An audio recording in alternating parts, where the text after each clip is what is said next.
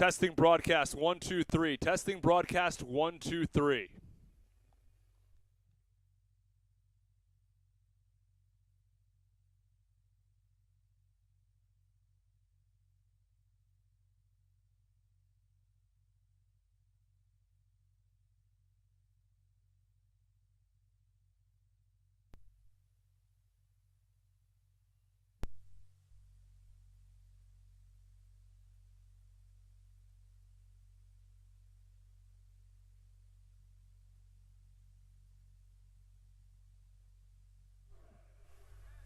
Testing broadcast 1 2 3. Testing broadcast 1 2 3.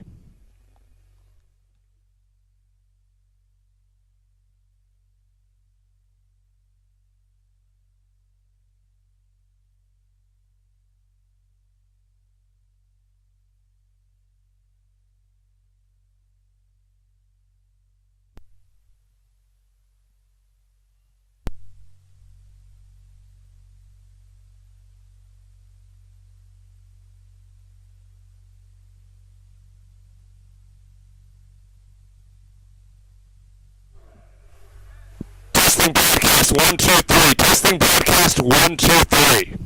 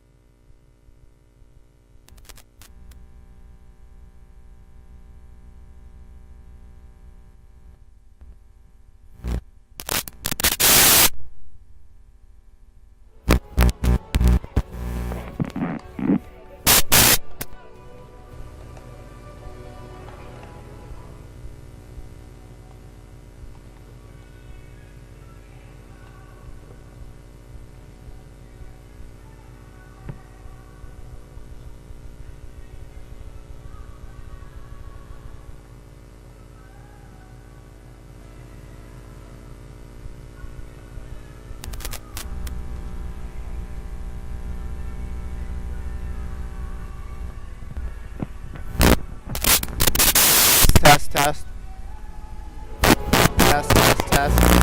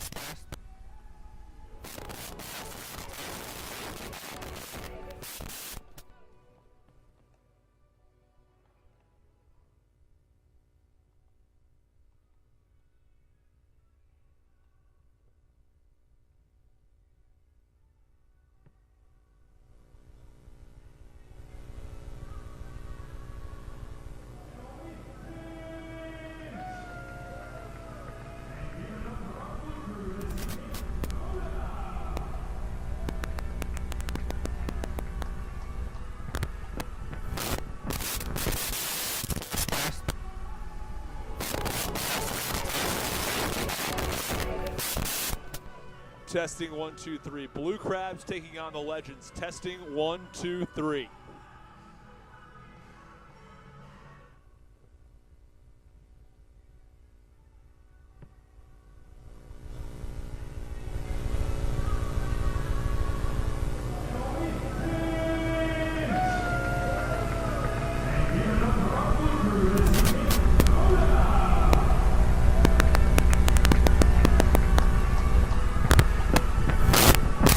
Testing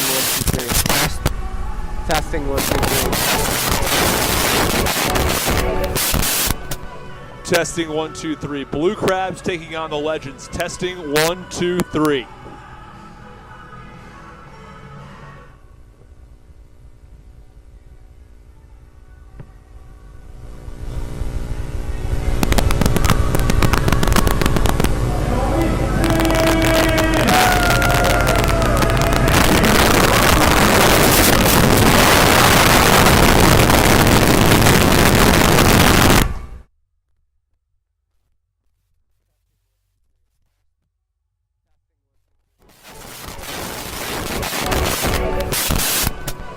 Testing 1, 2, 3. Blue Crabs taking on the Legends. Testing 1, 2, 3.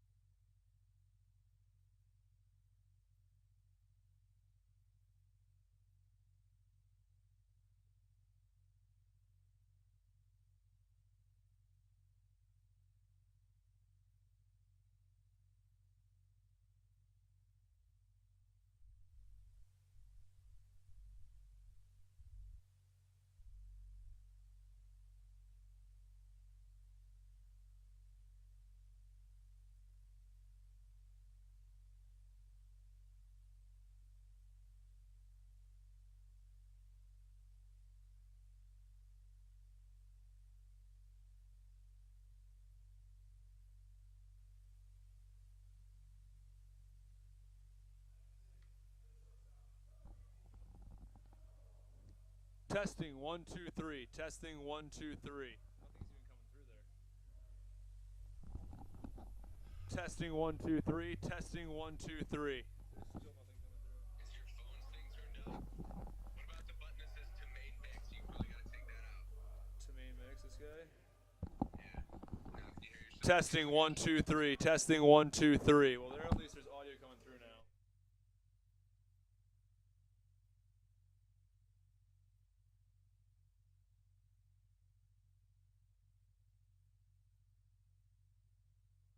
So now we've narrowed down the problem. If it sounds good coming to your headset, then it's the transmission. If it's gotta be the cord to the mixer or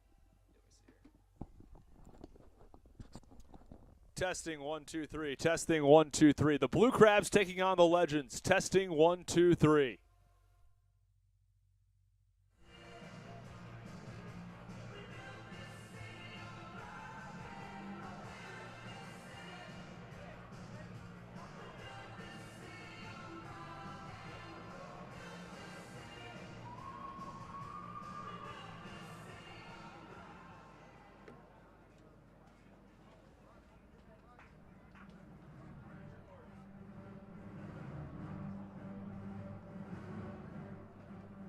And your umpires for tonight's contest.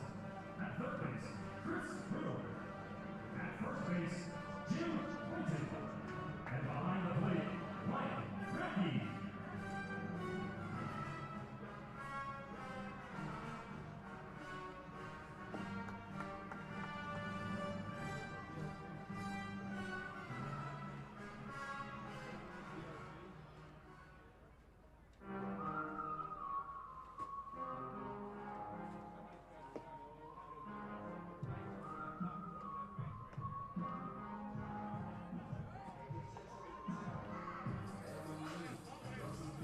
Now fans, escorting manager Steve Clever to the plate meeting tonight. Here at his first baseball game ever, the Neil.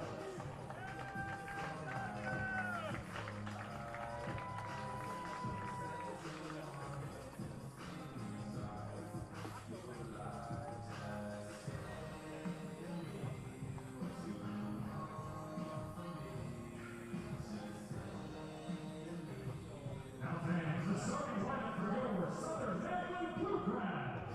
Leading off in center field, number 9, Jack Summer.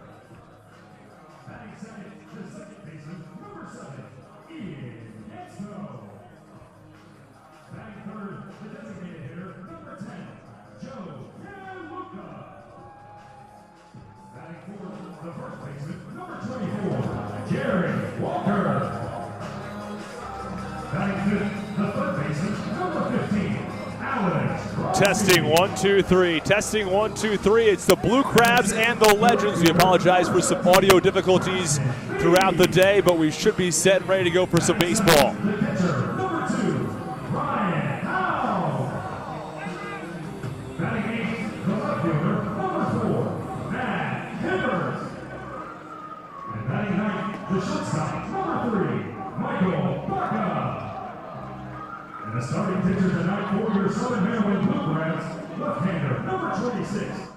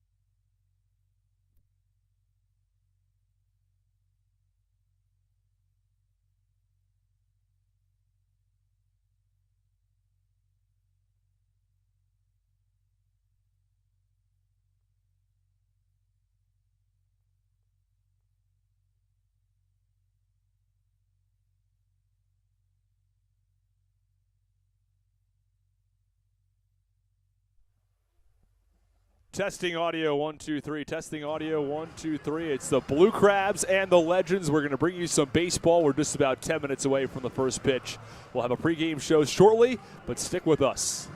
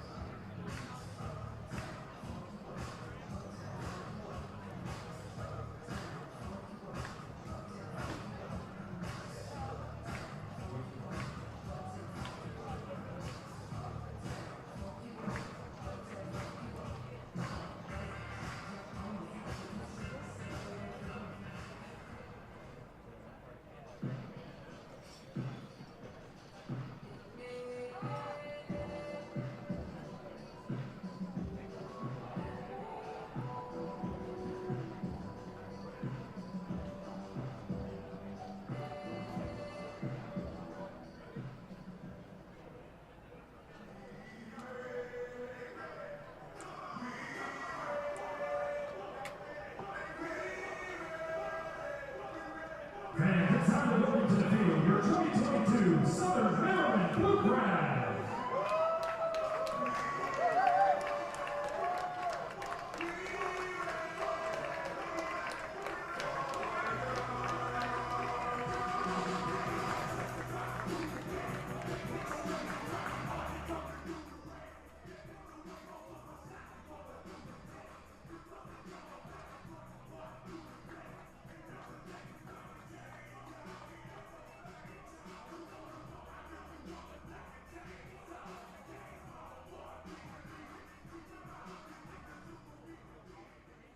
Fans, please stand and direct your attention behind home plate where we have Bethany Yeh and her rendition of our national anthem.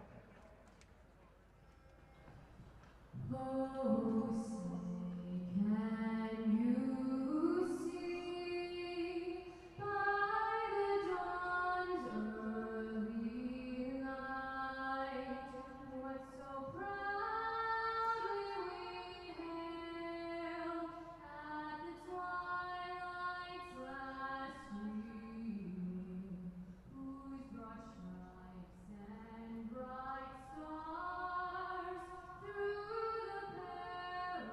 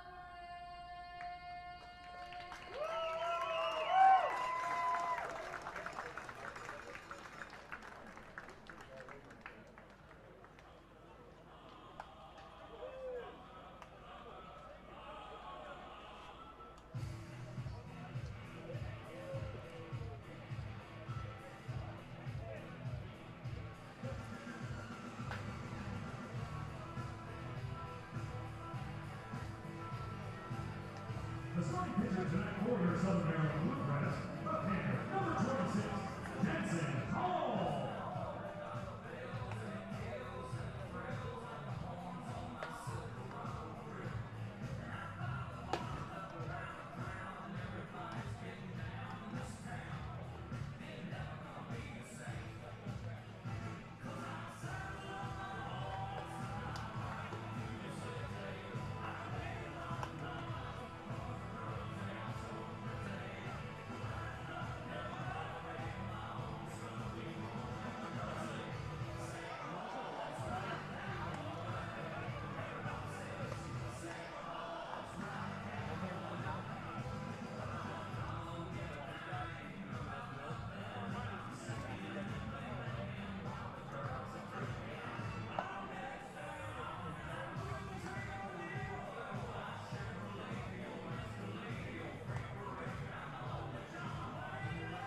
Introducing tonight's play ball here with Baltimore the tie-dye guy, Sophie.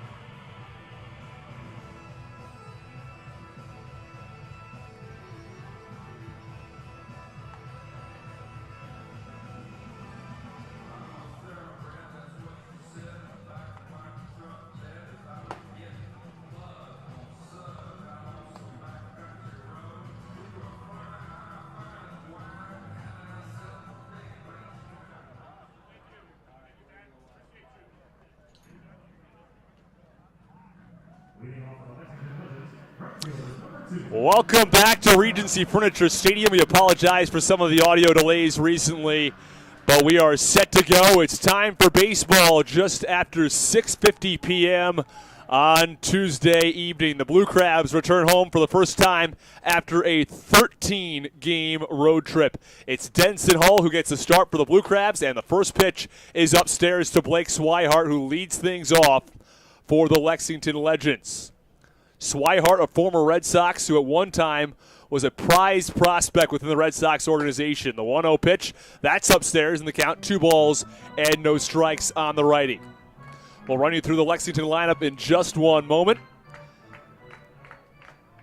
As we are bringing you a 2-camera broadcast today, we are unfortunately having some delays with weather as well as the 2-0 pitch is low. Count 3 balls and no strikes. Here is the Lexington lineup.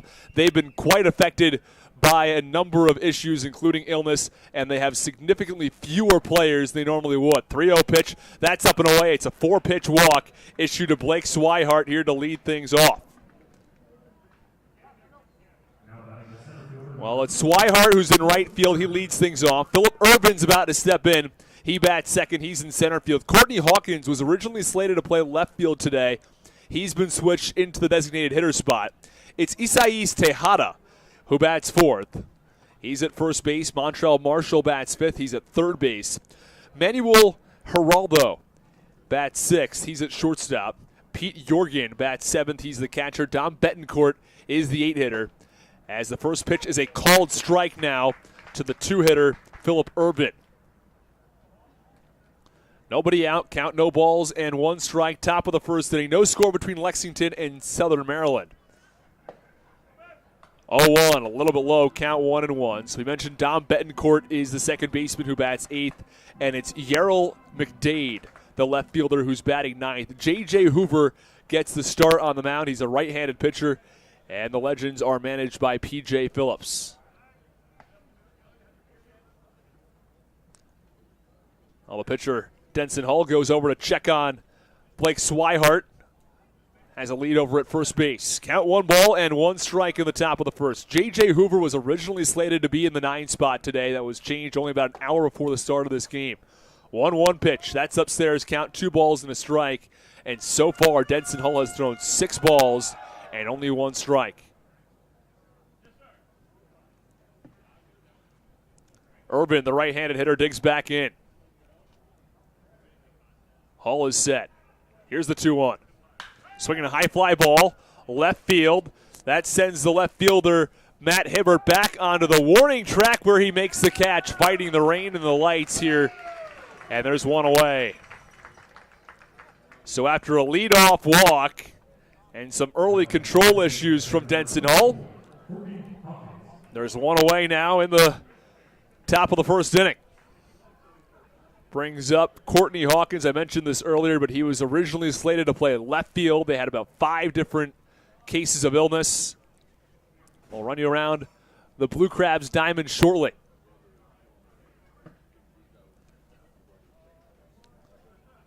Pitch, that one's upstairs. Count 1 ball and no strikes.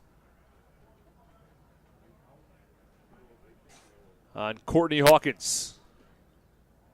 Top of the first inning, no score from Regency Furniture Stadium. Here is the 1-1 pitch. Swinging a line drive right at the third baseman. Walker, throw to first is in time. Oh, a terrific play. It was the third baseman, Alex Crosby, who caught that on a line and tossed across the diamond to Jared Walker to complete the double play. Courtney Hawkins hit that ball on the nose, but it's a 5-3 double play to end the top of the first inning. There's no score. When we come back from Regency Furniture Stadium, it's the Blue Crabs coming to bat. Are you feeling dizzy? Call Rocket Hearing and Balance. They provide complete care and in-depth testing so you can get back to feeling like yourself soon. Call Rocket Hearing and Balance at 410-696-3669 or visit rocketbalance.com.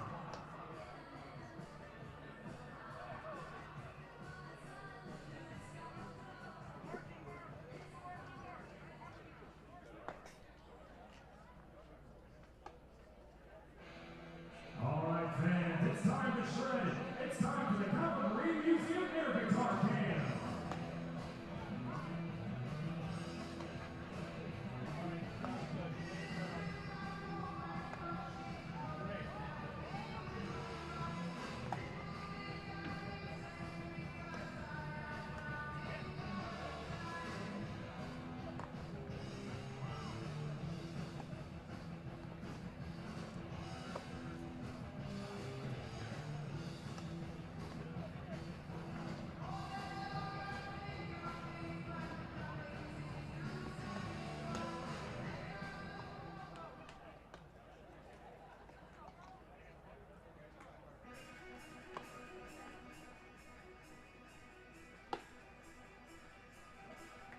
Hey, Blue Crabs fans, don't forget, if you come to a Life Care Chiropractic office and retire from your job, the Blue Crabs will give you a silver slippers for life.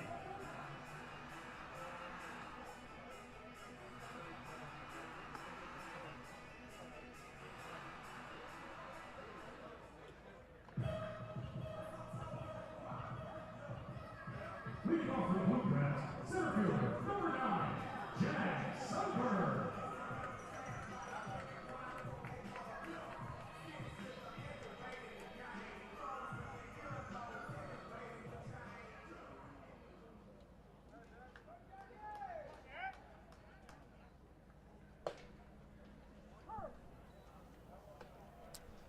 Welcome back. Bottom of the first inning. The first pitch is a called strike on the leadoff hitter, Jack Sundberg.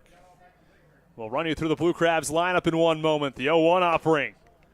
That's a little bit up and in the count. 1 ball and 1 strike on the lefty Sundberg. Jack Sundberg leads things off. He's followed by Ian Yetzko, who had a terrific series against Lancaster over the weekend. 1-1 pitch. Big wave and a miss. Sundberg was out and ahead of that one. And the count, 1 ball and 2 strikes on the lefty in the bottom of the first inning. No score. Happy to have everybody with us.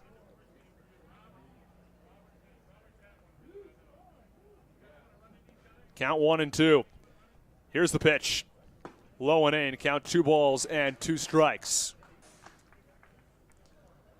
A little bit of rain this evening. Luckily, it held out off for the most part, as the Blue Crabs are ready to play the Lexington Legends as Southern Maryland looks for their 5th consecutive win. Jack Sundberg followed by Ian Yetzko. It's Joe DeLuca who's in the 3 spot today. He's the designated hitter. Batting 4th, it's Jared Walker back at first base. Alex Crosby is across the diamond at 3rd. 2-1, or the 2-2, I should say, is inside, and the count 3 balls and 2 strikes. A full count on the leadoff man, Jack Sundberg, who got off to a terrific month in April and early May. His on-base percentage at 1.630.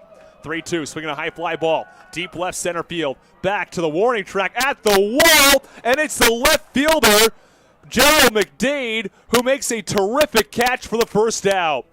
McDade wasn't even supposed to be in the lineup today, but right in front of the Sports Clip sign of the Mini Monster, he goes back to the wall, leaps, and makes a terrific catch, robbing extra bases from Jack Sundberg. Well, Gerald McDade was not in this lineup until maybe an hour before the start of this game. It was going to be Courtney Hawkins in left and the pitcher J.J. Hoover batting, but McDade must have received late clearance for people to play in this game. First pitch to Yetzko, swinging a ground ball over to shortstop. It's fielded by Geraldo. He has trouble with it, and no throw at first base. Have to imagine that's going to go down as an error on the shortstop Hawkins. But either way, Yetzko is aboard. So runner on first base and 1 out. And I imagine he'll take them any way they'll come right now as far as base hits are concerned. And here comes Joe DeLuca. DeLuca had a terrific month so far here in June, hitting over 300. His batting average at 310. He has hit 3 home runs since joining the Blue Crabs. DeLuca played in AAA earlier this year with the Louisville Bats as part of the Cincinnati Reds organization. First pitch. Big wave and a miss on a breaking ball, low and in. Count 0-1.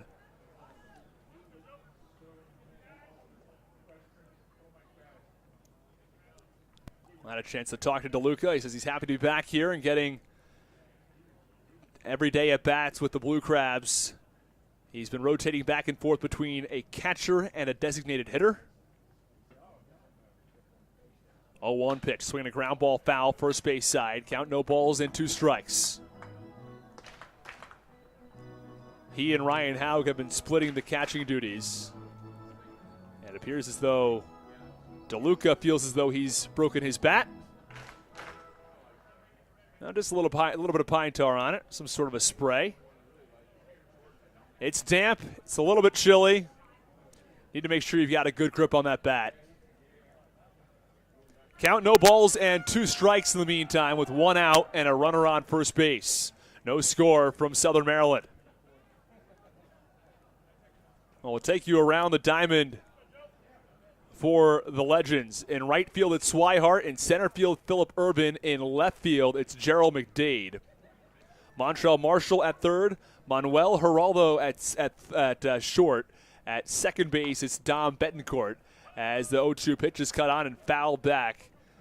And the count, no balls and 2 strikes, it remains. Dom Betancourt at second. At first base, it's Isais Tejada. And behind the plate, Pete Jorgen, who's doing the catching for J.J. Hoover. Count no balls and 2 strikes. A runner on first base, that's Ian Yetzko. 0-2 offering. That's low in the dirt. Count 1 ball and 2 strikes.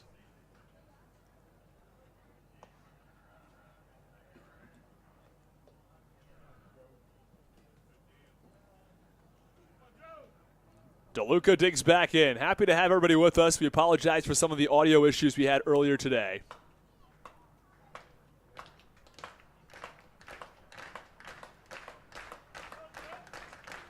Here's the pitch. Swinging a ground ball right over to second base. Could be 2. Flip to second for 1. Back on to first. It's a double play. They go 4-6-3. The second baseman Betancourt to the shortstop Geraldo, back to the first baseman Tejada to end the inning. The Blue Crabs go down in order unconventionally. We're finished with 1 from Regency Furniture Stadium. There's no score.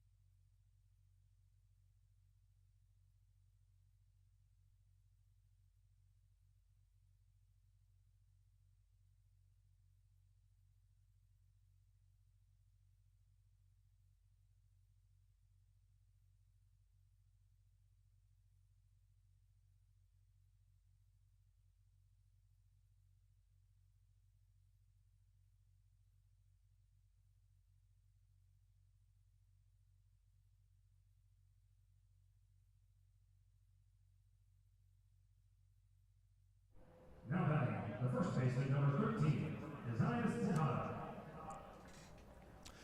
Isaias Tejada steps in for the Legends. He bats fourth. Tejada plays first base for Lexington as we're back in the top of the second inning. There's no score. And we have a special broadcasting entrance to give you in just one moment. The first pitch from Hull is upstairs for ball one. That is Amanda Batchelder. I hope I got that right, Amanda. Well, Amanda's going to be joining us throughout the year as the 1-0 pitch is a little bit in the count, 2 balls and no strikes. So, of course, you mentioned Andrew Banstra, who's been here for a while, is going to be joining you for quite some time. Amanda Batchelder is also going to be with us. And then Austin Rooney here. I'll be on the broadcast for all home and road games as the 2-0 pitch is a called strike. And, Amanda, we're happy to have you with us. Can you tell us a little bit about yourself and how you ended up here?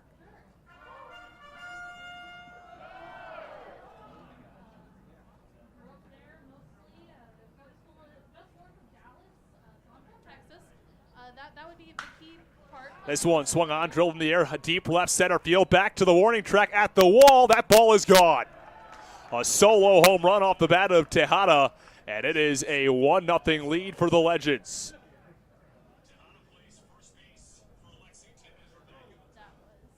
Well, that ball was very well hit from Tejada. A solo shot over the wall in left field, left center field over the Bud Light sign. And quickly, here in the second, the Legends have struck first. A well-hit ball that time, Amanda. Very much so. Straight away to, I guess, deep center, really. So we were a little cut off there, Amanda, when that home run ball was hit. Can you tell us a little bit about yourself and how you ended up here? Sure. So I'm from Texas originally. Grew up in Houston and go to school just north of Dallas. Going into my final year at the University of North Texas as a broadcasting major. Funnily enough. Ended up here just because looking to work in baseball, and Andrew decided to take a chance on me, and here we are. Well, we're happy to have you. The first pitch was a called strike. The 0-1 pitch was in the dirt, got past the catcher Ryan Haug. Base paths are empty. It's a 1-0 Legends lead here in the top of the second. Count 1 ball and 1 strike on Montrell Marshall. 1-1, cut on and fouled off, first base side. And the count 1 ball and 2 strikes on the right-handed hitter. Well, the Blue Crabs coming to this one 30-10, 15-2 at home, but they've fallen behind first. 1-1 pitch, check swing. A motion over to the first base umpire. And the count now 2 balls and 2 strikes. It was hard to tell what the first base umpire said on that last call, to be completely honest, from our vantage point. Your umpires today, it's Mike Mackey behind home plate, Jim Clayton at first, and Chris Riddle is at third. 2-1 pitch, 2-2 pitch, I should say, swung on and missed. It struck him out, and there's one away. Denson Hull rebounds from the home run ball with a strikeout as Montrell Marshall goes down swinging. It's super important for him to be able to bounce back like that, just because it's really easy to get, let something like this get out of hand, especially so early in the game. So it's really good to see him, be able to, calm down and get centered again. Well, Denson Hull came into this game with a 2.70 ERA. He played incredibly well earlier in the season, but more recently has run into some trouble as the first pitch runs inside on the 6th hitter, Manuel Geraldo.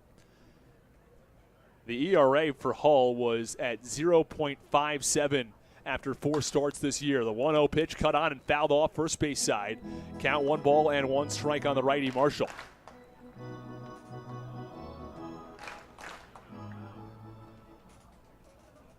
In his last outing, he went 5+ innings of work, allowed 5 earned runs. Trying to rebound from that one. And this one swinging a ground ball down the third base line. It's going to be extra bases. It's Geraldo who rounds first and trots into second with a 1-out double.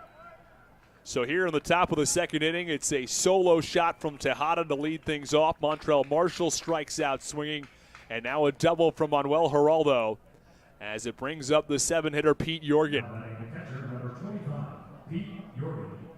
But another good piece of hitting, Amanda, for the Lexington Legends. They have a runner on second now with one out.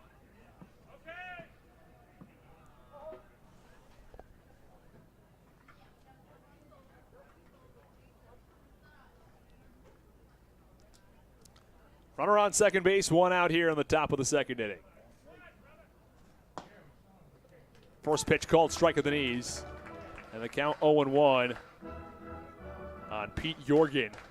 Jorgen is doing the catching today. Two catchers are active on the Lexington Legends roster. One is Blake Swihart, who's in right field today. The other is behind the plate. That's Pete Jorgen at the plate now. As the 0-1 pitch misses inside, count 1-1 strike. And it's always fun, Amanda, to see some players who were in Major League Baseball who made an impact who are back here in the Atlantic League. It really is. It gives, fans some great baseball to watch all around. And you can see that these guys have all really stepped up to the game. These guys that don't have that Major League experience. Swinging a high chopper over to short. Fielded by the shortstop, Baca, tossing to first. It's in time. They're 2 up and 2 down. Really stepping up to, a really high expectation here. A lot of these guys trying to get back, of course, to affiliated baseball to play in the double and triple A level and eventually back to the big leagues. Blake Swihart was a prized Red Sox prospect for some time. He and Christian Vasquez were thought to be the future of the Red Sox catching, and Vasquez played quite a while with the Red Sox and is a strong offensive and defensive catcher. Swihart played catcher for some time, moved to the outfield primarily, and then back here in the Atlantic League playing catching and playing some outfield as well, as the first pitch is away for ball 1 on the 8-hitter Dom Betancourt.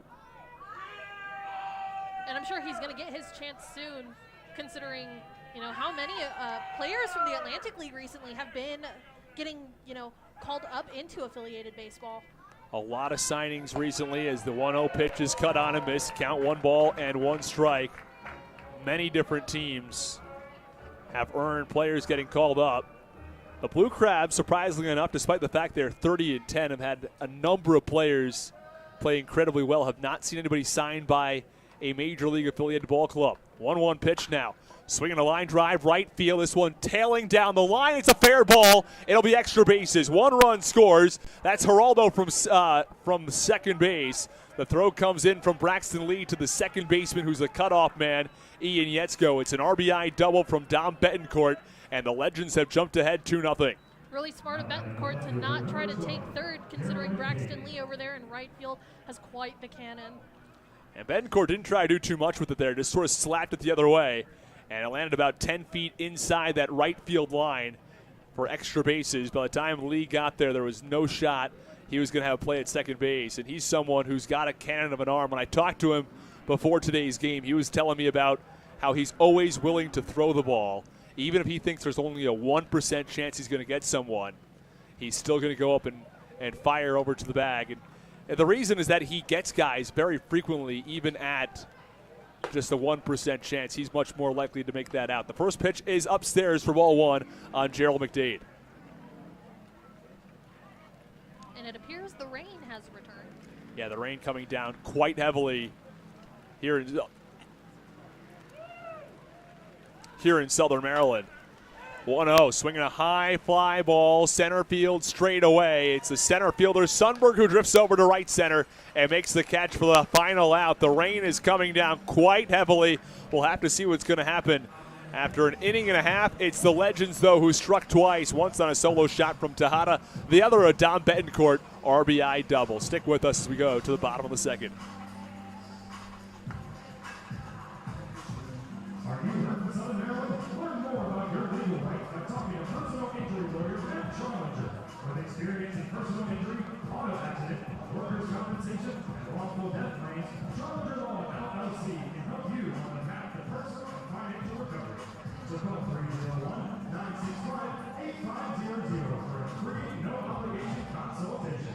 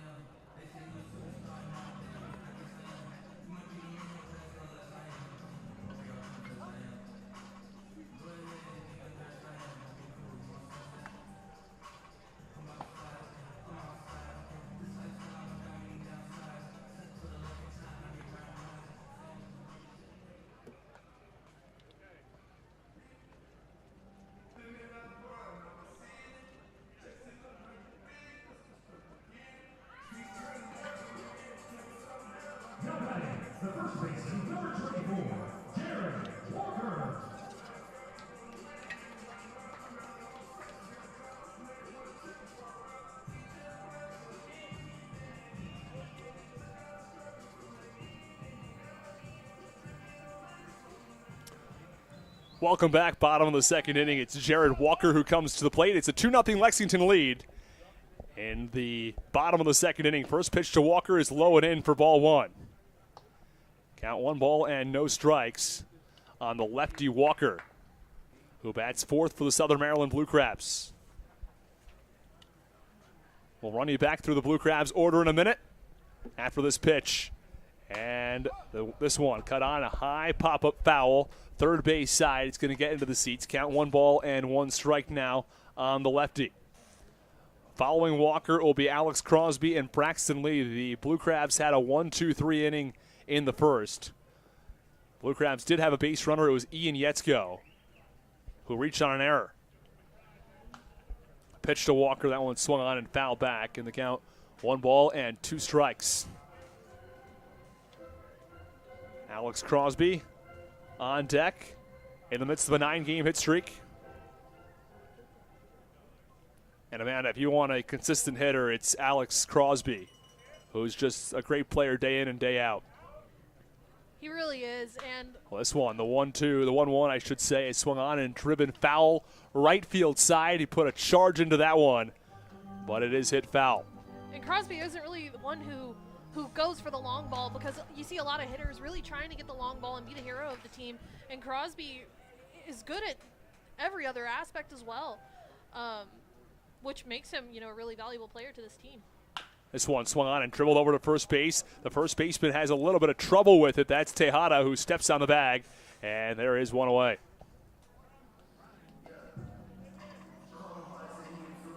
So 1 out now in the bottom of the second inning. Here is Alex Crosby. We apologize for some of the camera angles not being on top of things right after the ball is hit. We're still trying to work through a couple of things. We apologize for some of those technical difficulties. But we're happy to have the audio and video for you today for today's broadcast. We have a 2-camera broadcast that we've been working on more recently this season. First pitch to Crosby is swung on and popped up foul. Third base side, it's going to get into the seats. And the count 0-1. Well, J.J. Hoover, with the exception of Ian Yetzko back in the first, has worked a clean ball game.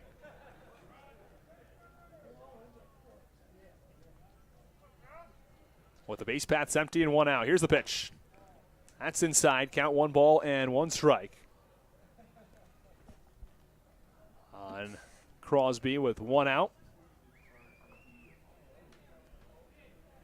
Hoover set. 1-1, swung on and fouled off. Third base side gets out of play, and the count 2 balls and 1 ball and 2 strikes. And even if Crosby doesn't have a breakout day, he's still been getting it done. He had a pair of 1-for-5 games against Lancaster.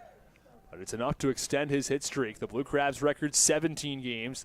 This one is a pitch that's just a little bit low in the count. 2 balls and 2 strikes now on the lefty Crosby.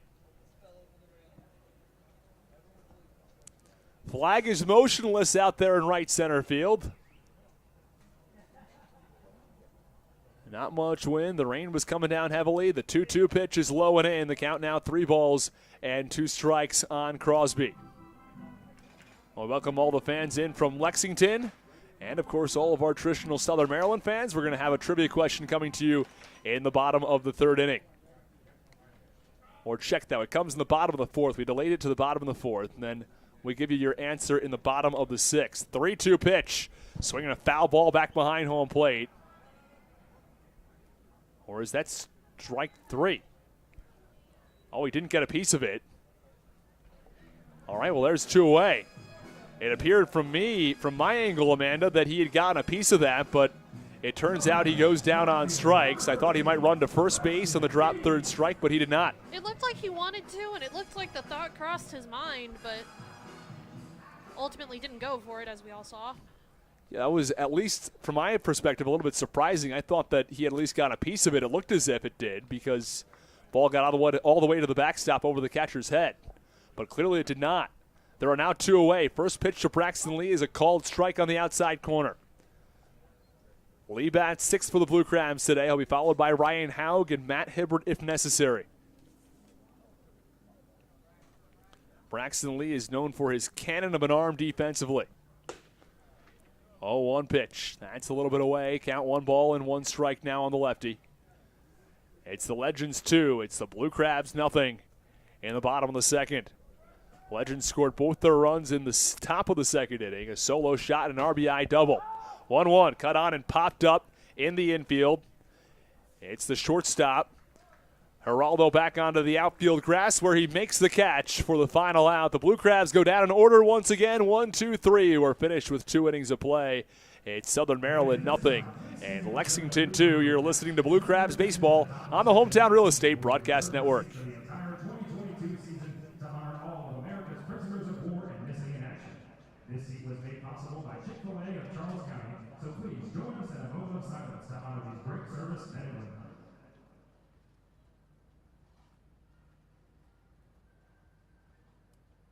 Never forget, thank you.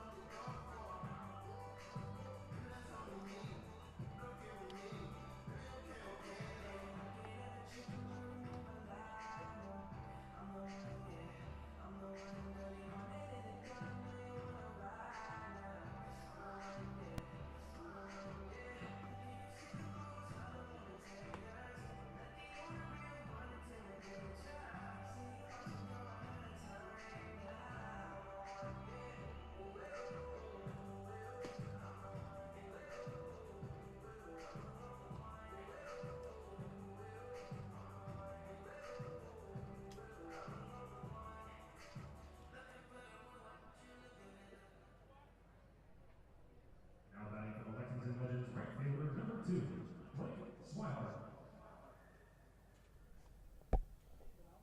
Top of the third inning from Regency Furniture Stadium. It's a 2-0 Lexington Legends lead. As we go back to the top of the order, it's Blake Swihart to lead things off against Denson Hall, who allowed 2 runs in the top of the second. First pitch, fastball on the outside corner on the count, no balls and 1 strike. If anyone would like a shout out, just send it to the YouTube chat head on over from Facebook to YouTube. Just search in Blue Crabs Baseball on YouTube. It's the first link. 0-1 pitch. That runs inside. And the count 1-1 strike on Blake Swihart. For those of you on the Facebook chat, we'd also, if we can get that to you, we'll also make sure to give you a shout out. But please go ahead and comment in the YouTube chat, and we'll definitely get you a shout out in today's ball game. 1-1 pitch. A little bit inside. It was close. The count 2-1 now on Blake Swihart. Austin Rooney, Amanda Batchelder. 2-1 offering. That's a little bit inside. Count 3 balls and 1 strike. Well, Swihart ahead in the count. He is 0 for 1 today. Or I beg your pardon, he's 0 for 0. He walked his first time up. And ahead in the count 3-0. Was a 4-pitch walk issue to Swihart in his first at-bat. 3-1, that's upstairs. It's the second walk issued by Denson Hall, and it once again is to Blake Swihart.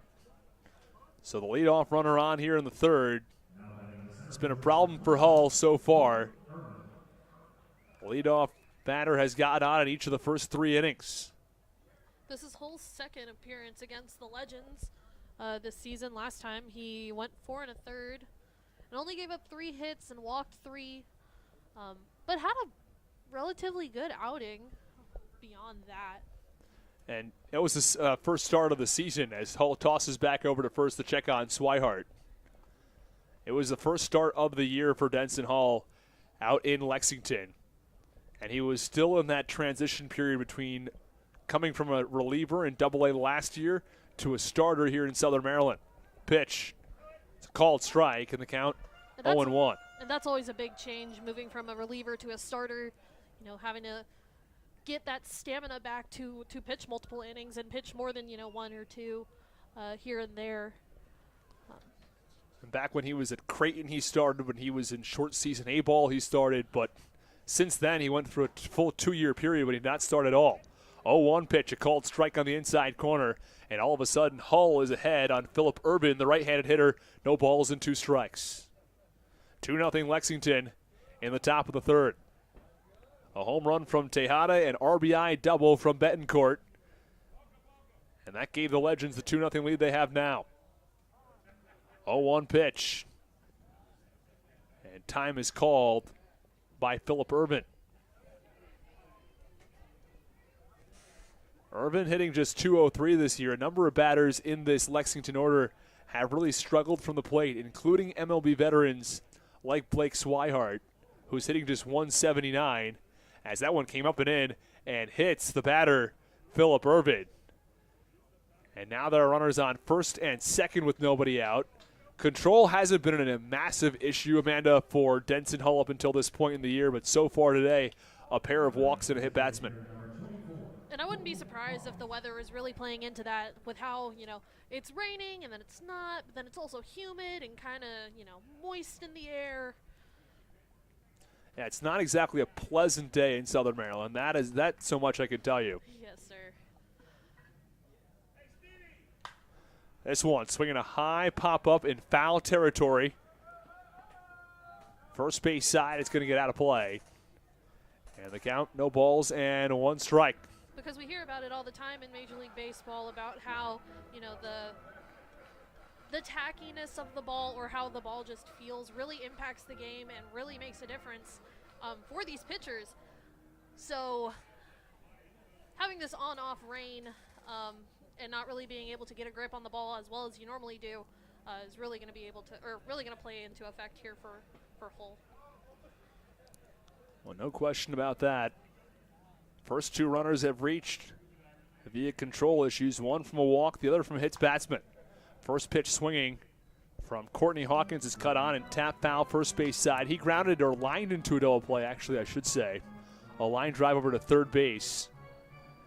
And it was Alex Crosby who caught the ball, tossed across the diamond to Jared Walker to get Blake Swihart out. He doubled him off.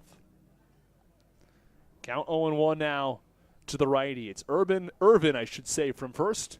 He reached on a hit by pitch, and Swihart from second off of a walk. Still no outs in the top of the third. The pitch, swinging a line drive. Third base side. It's going to go all the way into the corner. 1 run scores. It's Swihart from around third. They pull on the brakes for Phillip Irvin on a RBI double off the bat of Courtney Hawken. And all of a sudden, the Lexington Legends have jumped ahead 3-0.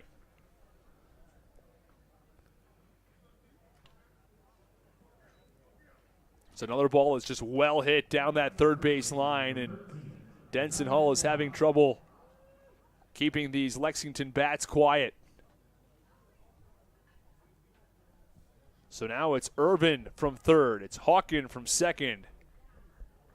And a 3-0 start for Lexington.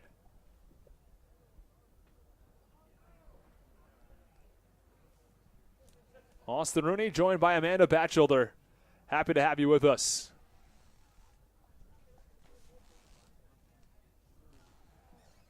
First pitch, a little bit away to Tejada, who homered in his first at-bat. Was just his second home run of the season. No runs in the first for the Legends. Scored 2 in the second. Have 1 so far here in the third, and they're threatening for more. First pitch, a little bit inside. Count 1 ball and no strikes. Hull was getting ahead on a couple of batters. Ahead in the count 0-2 on Irvin. Ahead in the count 0-1 on Tejada. But then allowing the big hit or allowing the hit by pitch.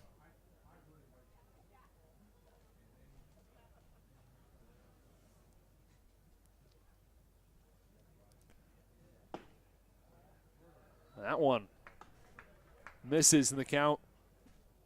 3 balls and no strikes now on Isais Tejada. And now there is some action in the Blue Crabs bullpen as they've fallen behind 3-0. This one, swinging a ground ball to third. Crosby has trouble with it. The throw across the diamond to first base is still in time to get the out. Tejada does not run well, and after bobbling it twice, he still had enough time to come up with it and throw to first base for the out. One more run does come in and score, though. It's Phillip Irvin who scores from third base, and it's a 4-0 Lexington lead.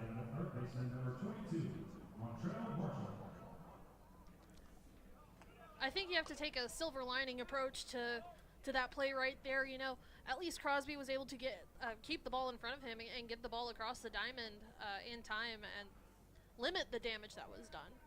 Well, that's right. I mean, it could have been another RBI double down that third base line. It is Dario Polanco who's warming up for the Blue Crabs. First pitch is a called strike on Montreal Marshall, who went down swinging his first time up. 2 runs for the Legends in the second, 2 runs for the Legends in the third. It's 4-0 in the top of the third inning for Lexington. Runner on second base still with just 1 out. Pitch, big wave and a miss. And the count 0-2 now on the big right-handed hitter, Montreal Marshall. Marshall hits .246 with 3 home runs on the season. Big 6'6" right-handed hitter. Here's the pitch. Wave and a miss to the pitch in the dirt. Back-to-back strikeouts from Montreal Marshall. He went down swinging in the second. He goes down swinging here in the third. And there are 2 outs. This is one that Denson Hull has really had to fight through. And we mentioned earlier his ERA to start the season as low as 0.5. It's now at 3.40 with 2 outs in the top of the third.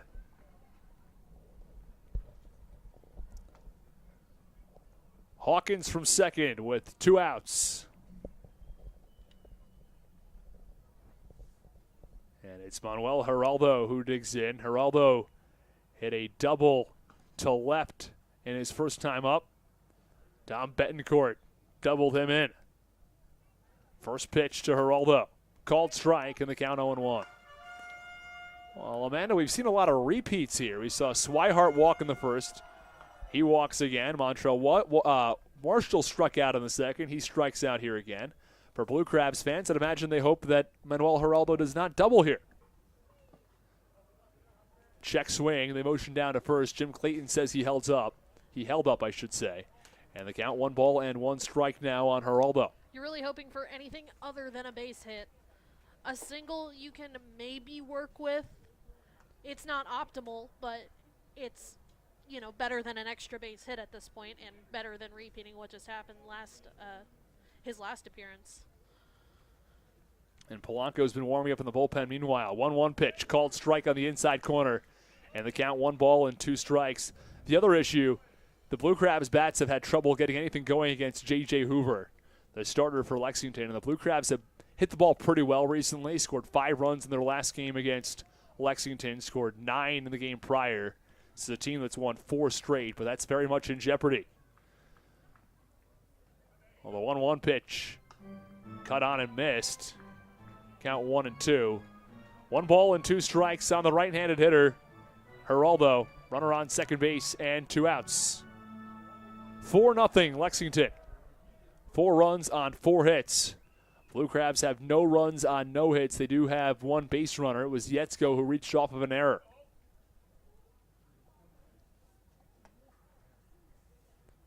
1-2. It's upstairs. Count 2-2. Not getting a lot out of Geraldo there. Very disciplined at the plate. Geraldo is not chasing. Saw him lay off of a couple of breaking balls. And that last one, a fastball up and out of the zone. 2-2, swinging a chopper. It's slow down the third base line. Crosby moves in, throws to first. Oh, and Walker can't handle it. From second, it's Hawkins who's going to score. It's an error. I'd have to imagine that's going to go against Walker over at first base. It was a pretty solid throw from Alex Crosby, and it allows a run to come in and score. No base hit that time for Manuel Geraldo, as it was a slow ground ball down the third base line. Crosby threw. Walker couldn't handle it, and all of a sudden the runner who was on second base, Hawkins, comes around to score, and it's a 5-0 Legends lead. And this can get really out of hand really quickly. And it almost seems like it's just one of those games that it's just not your night, and that's the start at least for the Blue Crabs. First pitch is cut on and fouled back from Pete Jorgen. We'll have to see the official ruling on that one. You're calling that an error, Amanda? I would agree with you on that. I would call that an error, yes. Does that go against third base or first base? That one's hard because it looked like Crosby's throw was a little bit low, but also as a first baseman, you're taught to grab that and figure it out and you know, get there. So I can honestly see both sides of the story, but I think I'm going to agree with you and say that that should be an error on Walker. Well, the official ruling goes down as an error on Alex Crosby. Wow. The 0-1 pitch is low and away. Count 1 ball and 1 strike now on Pete Jorgen. This one, swinging a line drive to left. It's right at Matt Hibbert, who takes maybe 3 steps toward left center and makes the catch chest high for the final out. But the Legends tack on 3 more runs. 2 of them come home via the earned variety. We're finished with 2.5. It's Lexington 5. It's Southern Maryland nothing. You're listening to Blue Crabs Baseball on the Hometown Real Estate Broadcast Network.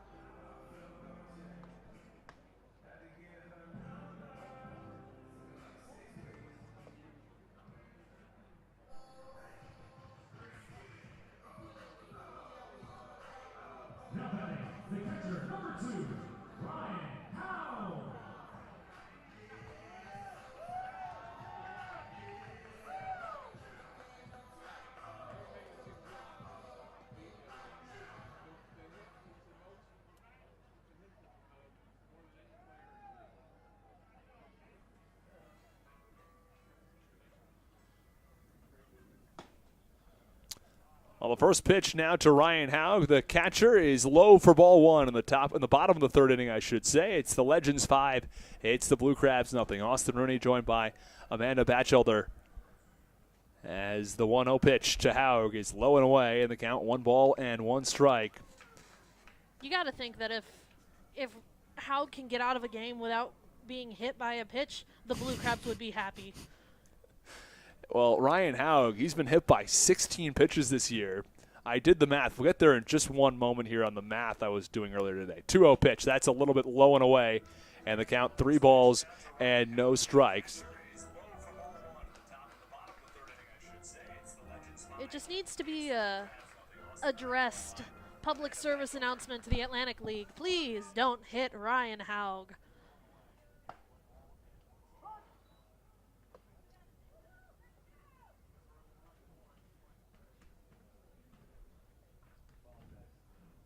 We apologize for some audio difficulties moments ago. But I'll get to the math in just one moment here. As the 3-1 pitch is upstairs. Ryan Haug doesn't get hit by a pitch, Amanda, but he does reach.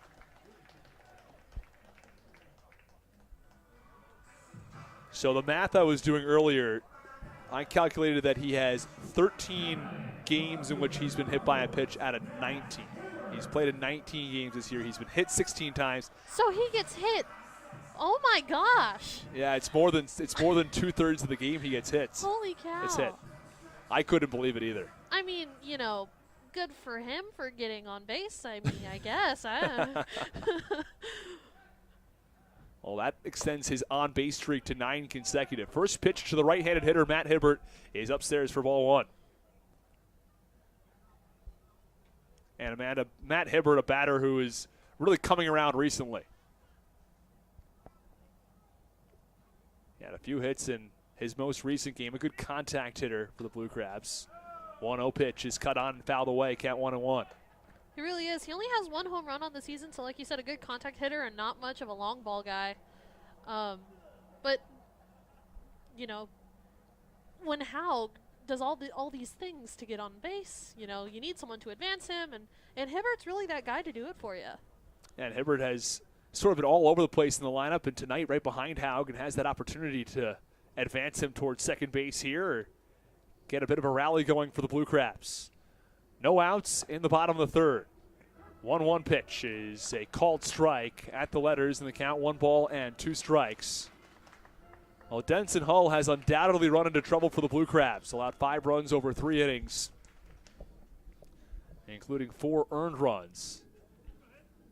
The Blue Crabs had Dario Polanco up and working. You have to wonder how long the leash is going to be on Hull. 1-0 pitch, a 1-2 pitch, I should say, is away in the count, 2 balls and 2 strikes on Hibbert. I'm sure you wouldn't want to pull out Hull now or here shortly, simply because you want to be able to keep that designated hitter position. You make a great point, Amanda. The idea that, of course, of the double hook designated hitter. 2-2 pitch, breaking ball, swing and a miss.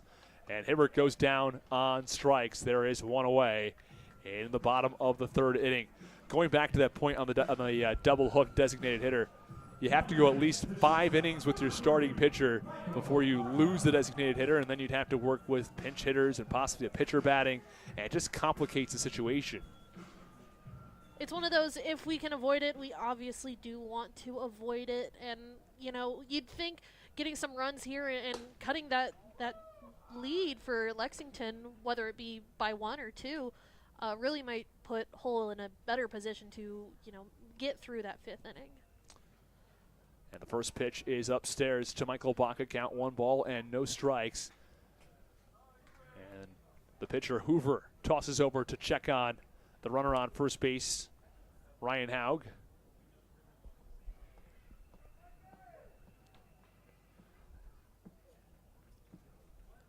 Count 1 ball and 1 strike now on Baca. Breaking ball, swing and a miss. Count 1 and 2. Baca had a really good road trip, Amanda. He was hitting the ball probably the best he's hit the ball all season, and we knew that bat was going to come around.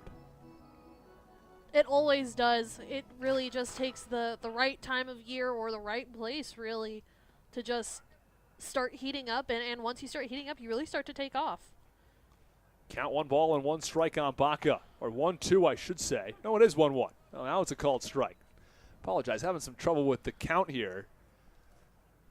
And now the count is 1 ball and 2 strikes. That's what the home plate umpire now demonstrates. That's Mike Mackey.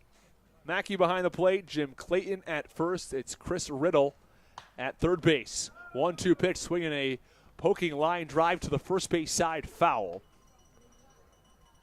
Another interesting split for Michael Baca. He hits over 300 on the road. His batting average at home a tick over 100. Sometimes just wonder what plays into that. You nervous in front of the home crowd? Like home field advantage, but home field nerves? Well, the 1-2 pitch is swinging a little dribbler back to the mound. The pitcher, Hoover, gets up and fires to first for the second out.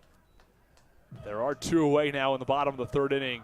It's the Legends 5, the Blue Crabs still nothing. They do advance Ryan Haug over to second base, and at this point, you can't really think of a time when you have to score a run in the third inning. But I think it would do a lot for the Blue Crabs to try to move the needle here and get 1 across in the third. They have a runner in scoring position now with Sundberg coming to the plate.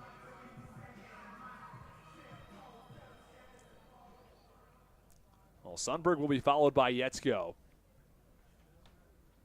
Yetzko reached on an error. He was the only batter in the first 2 innings to reach at all. Now it's a bunt down the third base line. Going to be a really difficult play, and there's no throw at first.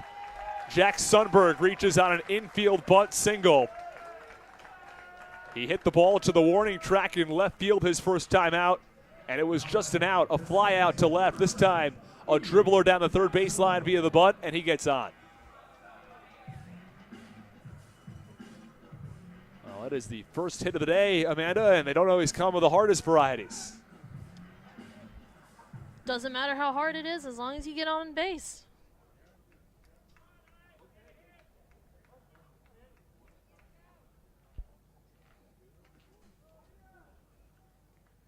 Five 0 Legends. The Blue Crabs trying to make their way back in this ball game. First pitch to Ian Yetzko is a called strike, belt high, in the count 0-1. It was a good-looking pitch from J.J. Hoover, who's found himself in a jam now in the bottom of the third.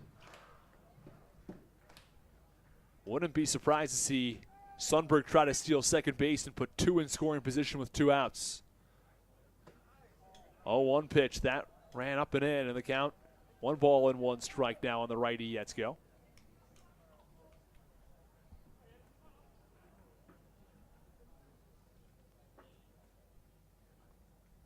Bottom of the third. Still overcast skies. The rain has come. The rain has gone. The tarp was on. The tarp is off. The 1-1 pitch. Called strike on the outside corner in the count. 1 ball and 2 strikes. But you just never know. In Southern Maryland, the weather, you just can never quite tell, Amanda. I've learned in the month that I've been here, I have learned that, if nothing else.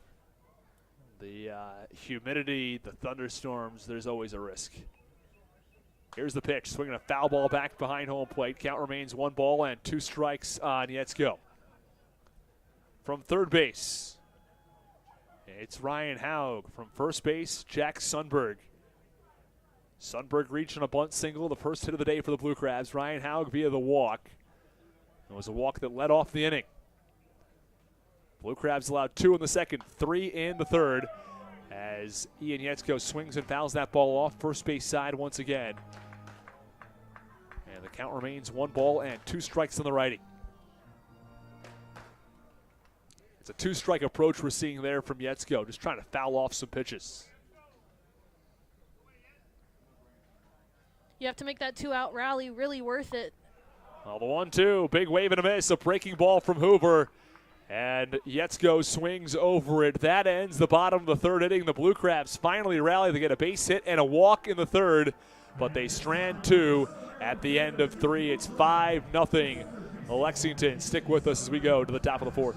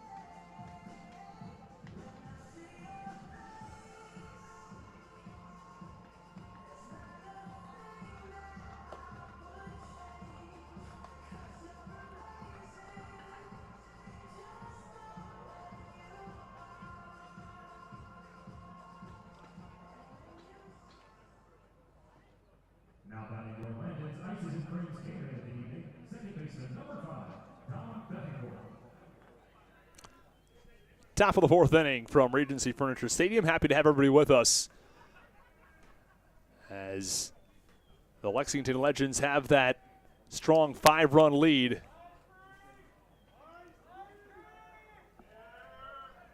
As Dom Betancourt steps in. The first pitch is low and in for ball one on Betancourt, who bats 8th in the order for the Legends. He'll be followed by Gerald McDade and Blake Swihart in the top of the fourth inning. 5-0 Legends, 2 in the second, 3 in the third. As the 1-0 pitch is cut on and fouled off first base side. With nobody out. Well, we're happy you've decided to join us. We'll go through a couple of shout-outs in just a couple of moments. Pitch to Betancourt, swinging a ground ball foul, third base side, over toward the Blue Crabs bullpen. And the count is 1 ball and 2 strikes.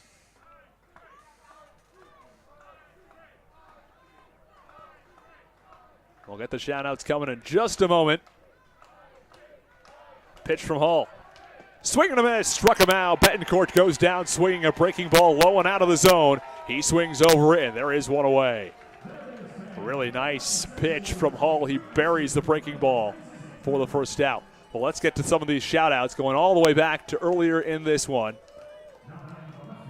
We have Caitlin Gonzalez, who's joining us for today's game. Richard Myers, I believe he is a Lexington fan. I always welcome all the Lexington fans into this broadcast as well. Edward Hibbert is also on hand for tonight's broadcast. The first pitch is cut on and missed. A swinging strike from Gerald McDade in the count 0-1. Red Ninja asks for a shout-out. You get the shout-out. Dennis Moore, of course, always listening from Possum Point Lodge in Louisiana. The 0-1 pitch runs inside, count 1 ball and 1 strike now on Gerald McDade. Cody Miller on hand for today's broadcast. As always, Wes Mumper has decided to join us. And Wes, we appreciate your consistent support. The count is 1 ball and 1 strike.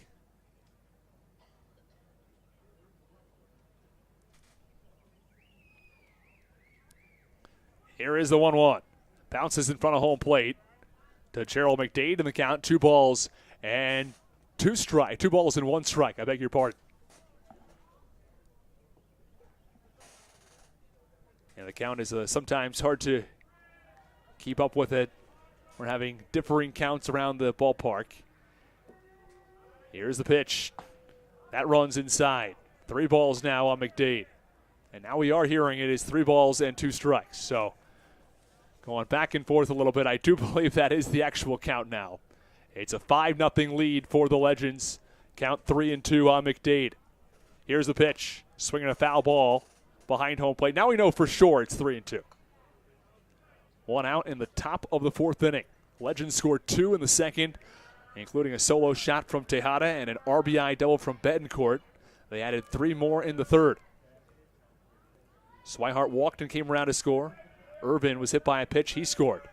3-1. Swinging a ground ball over towards shortstop. It's fielded by Baca. Throw to first is in time. 2 up and 2 down here in the 4th inning. Top of the 4th, quick 2 outs from Denson Hall. You'd have to think things are moving in the right direction now from Denson Hall.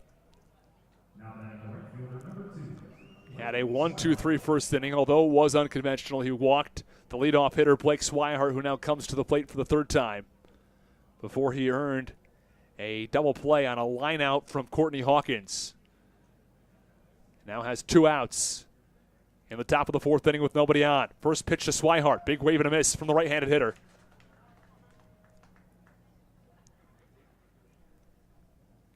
Swihart steps back in.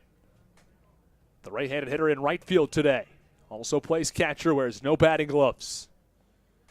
0-1 pitch. Swinging a high pop-up in the infield. It's the second baseman, Yetzko, who gives way to the first baseman, Jared Walker, on the infield grass, who makes the catch for the final out.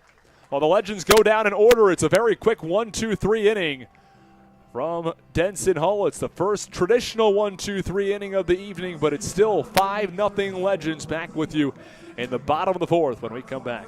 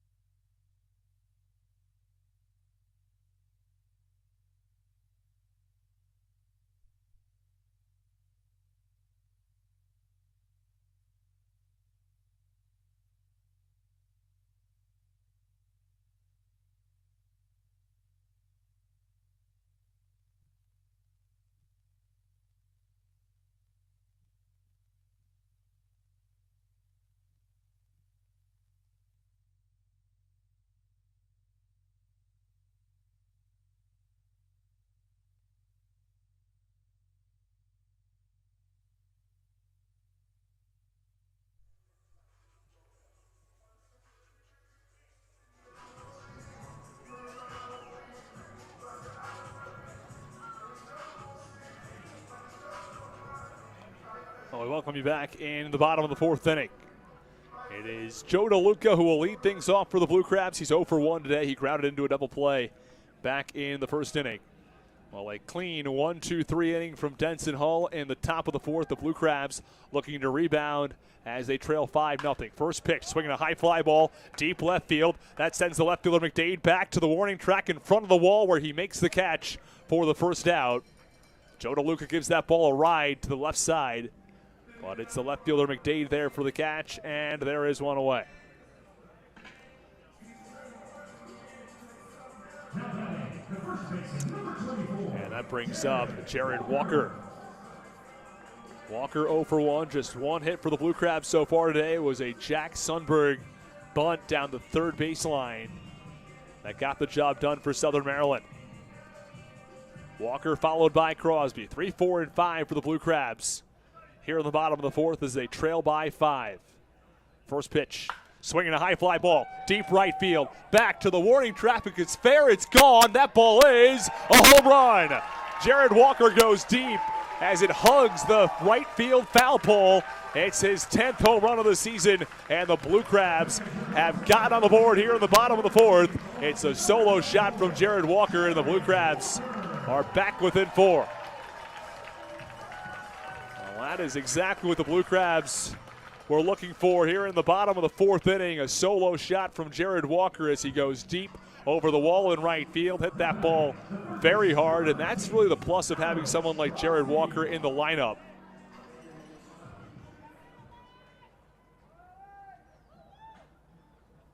Now the first pitch to Crosby, swinging a ground ball foul, first base side, and the count 0-1.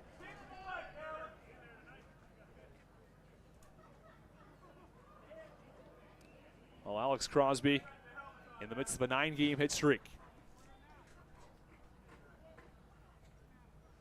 Here's the pitch. Partial swing, a defensive swing, and it's missed from Alex Crosby in the count 0-1. It will just be using the one camera from here on out, folks. Sorry for the technical difficulties in center field, but that's what we'll be working with for the rest of the evening. The 0-1 pitch is low and in. Count 1 ball and 1 strike. The base paths are empty for the Blue Crabs in the bottom of the fourth. 1 ball and 2 strikes on the lefty Crosby. Hoover set. It's a sign from Jorgen, his catcher. Pitch, swinging a ground ball, first base side. It gets past the first baseman, Tejada, who slid down the right field line. Alex Crosby looking out into the right field corner. He pulls up at second base. It's a 1-out double from the third baseman, Alex Crosby. There's a runner on second base with 1 out.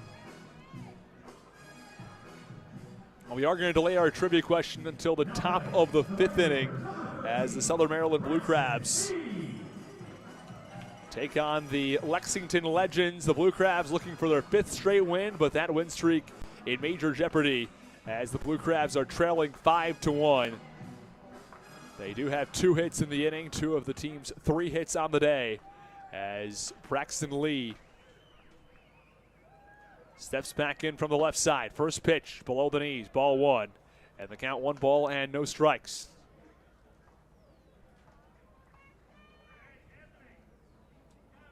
From second base, it's Alex Crosby. His hit streak now extended to 10 games. The pitch, that's up and away. And the count 2 balls and no strikes. Count 2-0 in the bottom of the fourth. The Blue Crabs trail the Legends 5-1.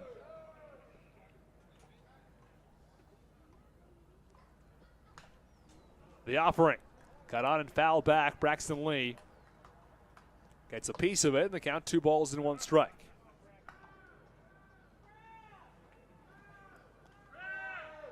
He's got a bit of a Blue Crabs chant going in the crowd. Austin Rooney joined by Amanda Batchelder. And Amanda, it's always nice to hear a chant in the crowd. This is about as strong of a chant as we've had all year. 2-1 pitch, line drive, left center field. This sends the left fielder McDade back in front of the warning track where he makes the catch in left center for the 2nd out. Pretty loud chant considering the crowd today. Yeah, I honestly am surprised as well. That was about as strong of a chant as we've heard all season long. 5-1 Legends over the Blue Crabs. And Ron Lord, the tie-dye guy, the guy with the cowbell, he started the whole chant, I believe. There was another woman who was also working with him for that chant. He knows how to get a crowd going. He does. There's no question about that. No doubt. 2 outs, runner on second base. First pitch to Ryan Haug, swinging a high pop-up, shallow right field. It's a long run for the right fielder. Swihart, and it drops. Oh, Swihart couldn't get there. Haug now racing to third, and it is a 2-out triple, an RBI triple at that, as Crosby comes in from second. It was a very high pop-up and absolutely no man's land. Swihart had a tough time getting there, and by the time he did, it had already landed in right field. A pop-up, and you'd have to think that's going to go down as a hit. Oh, it has to. So it is an RBI triple from Blake Swihart, or I beg your pardon, for Ryan Haug. As Swihart couldn't get there in time, and the Blue Crabs are on the board. They have 2 runs in now in the bottom of the 4th inning. And that's got to feel good for Haug, too. Putting some energy back into this game. A triple, not getting hit by a pitch. I mean, what more could you ask for? Given the circumstances, at least. Yeah, well, Haug's reached base twice now, and neither time via the hit by pitch. The first pitch is low now to Hibbert. Count 1 ball and no strikes. He walked back in the 3rd. He now has an RBI triple here in the 4th. Runner on 3rd, 2 outs. The Blue Crabs have 2 runs in here in the inning. Solo shot from Walker. Hibbert, line drive, straight away center field. The center fielder, Urban, is back where he makes the catch in front of the warning track to end the bottom of the 4th inning. Some solid contact from the Blue Crabs that time. They pick up a trio of hits and 2 runs as the Blue Crabs cut the deficit to 5-2. We go to the top of the 5th on the Hometown Real Estate Broadcast Network.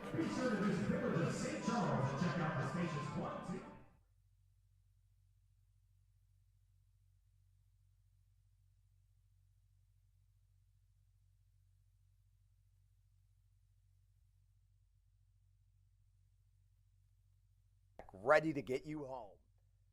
AAA insurance and travel services, and has stores conveniently located for Blue Crabs fans in Brandywine, Crofton, and Alexandria.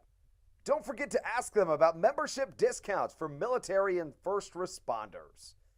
Please visit AAA.com to learn more or to find a AAA location near you.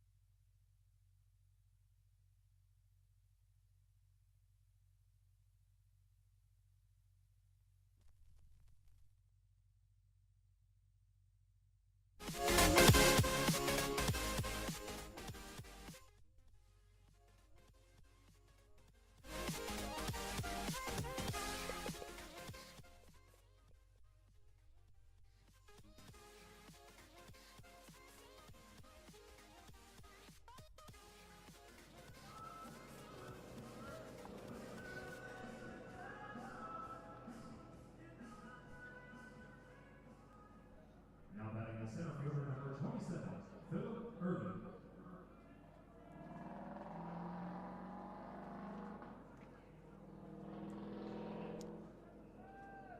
Top of the 5th inning from Regency Furniture Stadium. It is a 5-2 Legends lead. The first pitch is a called strike on Philip Urban, who bats second in the Legends lineup. Blue Crabs offense showing some life in the bottom of the fourth inning. 0-1 pitch to Irvin. Breaking ball on the outside corner, count 0-2. Well, happy you've decided to join us. We're going to get you a couple more shout-outs in our trivia question shortly. Well, Blue Crabs evaded a rain out tonight. That's going to be the focus of our trivia question. Weather-based trivia? Yeah, I think that's what we're going to go with today.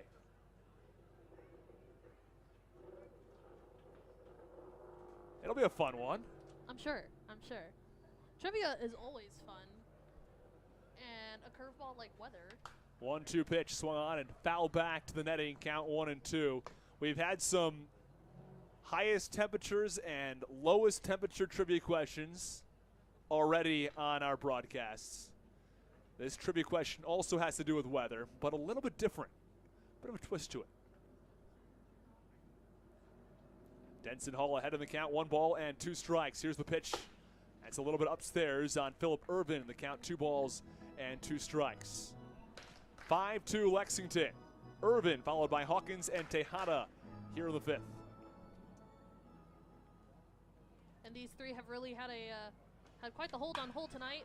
This one, swinging a ground ball right back up the middle for a base hit. Hall a little bit upset. He thought he could have had that ball.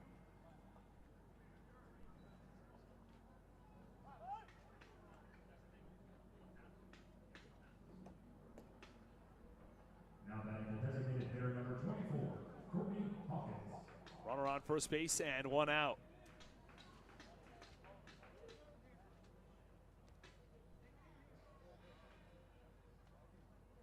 All sorts of fun sports going on right now. We had the College World Series yesterday. We'll go with our trivia question after Courtney Hawkins comes to the plate. Here's the pitch. Swing and a miss on a breaking ball. Hawkins was out ahead of it. The count, no balls and 1 strike on the righty. Runner on first base, nobody out, 5-2 Lexington. This really is a good time for sports. You got a lot going on. Pretty much every major sport except for football. Yeah, exactly. And then you got, wrapping up your college sports.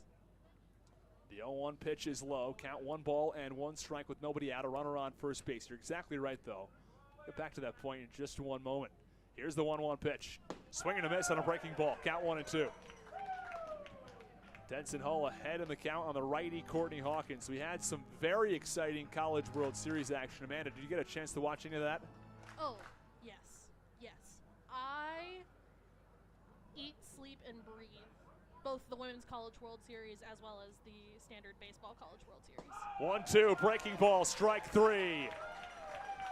A swing and a miss at a pitch low and out of the zone. Hawkins chases, and for the first time tonight, Denson Hall retires Hawkins by the way of the K. Runner on first base with 1 out here in the top of the 5th.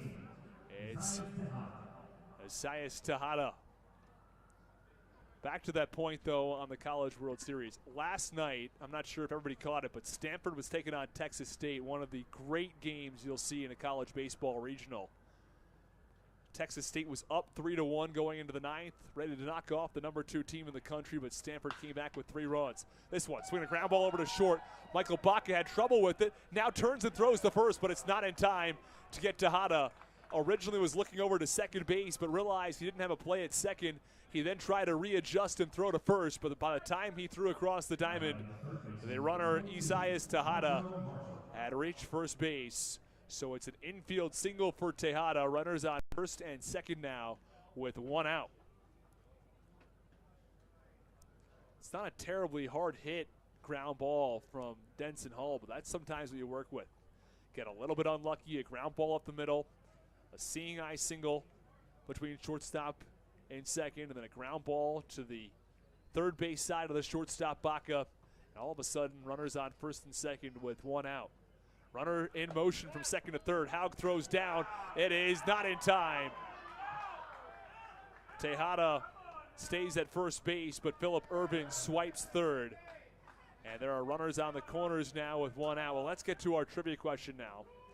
Question is, What is the most rainouts in a single season by a Major League Baseball team? We didn't have a rainout tonight. We were lucky we avoided that. We did have some rain, a bit of a rain delay, about 20 minutes delayed to start this ball game.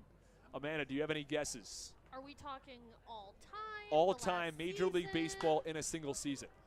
0-1, swinging a high fly ball. Braxton Lee's lost it as it drifts into foul territory. And the count moves to no balls and 2 strikes on Montreal Marshall. So the most rainouts in a single season for one Major League Baseball team. I know the most in a day was 6. The 0-2 pitch, swing and a miss. Montreal Marshall goes down on strikes. Another breaking ball low and out of the zone. So we're going most in a single season by one team. So let's just say, for example, the Red Sox might have had 6 in 2018. That's not the record, but I'm just sort of giving you an idea of what it could be. How many rainouts, the most rainouts in a single season by a Major League Baseball team? If you know the answer or you'd like to place a guess, throw it in the YouTube chat. We're going to have our answer coming up in the bottom of the 6th inning. Any other answers, Amanda, as to what you might think the answer is? Got to throw out a guess. I was going to say maybe, I don't know, I like the number 12, but I feel Okay. like that's not enough. The pitch, swinging a high pop-up, first base side. It's going to float out of play. And the count, no balls and a strike on Manuel Geraldo. Geraldo reached twice today, once via a double, the other time from an error. Both times a run came home and scored after his contact. Doesn't get an RBI on the error. The pitch, ooh, looked good. But the home plate umpire, Mike Mackey, says it's a little bit up and away, and the count 1 ball and 1 strike. 5-2 Lexington. Lexington with 2 in the second, 3 in the third. The Blue Crabs responded with 2 in the bottom of the 4th. Here in the top of the 5th. I think I have my official guess. All right, well, let's get to it right after this pitch. 1-1 offering. Swinging a ground ball foul over toward the Blue Crabs bullpen, and the count 1 ball and 2 strikes. Amanda, let's hear what is it. I think I'm going to go with 36. 36 rainouts for one team in one season. Yes. Wow. Well, okay, because like you think about it, and all these teams that don't play with roofs, right? Because like I'm from Texas, and we are spoiled, and we have roofs in our major league ballparks. So I'm thinking about all these places that like don't have roofs. Okay, well, the 1-2 pitch, I should say. It's a called strike 3. Mike Mackey rings up Manuel Geraldo to end the 5th inning. Another pair of strikeouts for Denson Home. We're done with 5. It's the Legends 5 and the Blue Crabs 2. Southern Maryland coming to bat in the bottom of the 5th when we come back.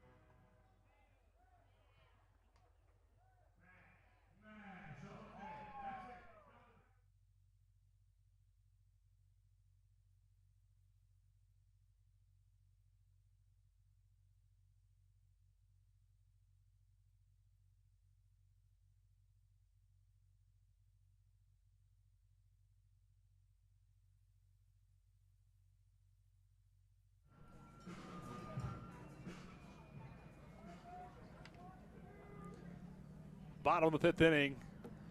It's 5-2 Legends. We're going to reiterate the trivia question in one moment. First pitch to Michael Baca is a breaking ball on the outside corner. The question is, what is the most rainouts in a Major League single season?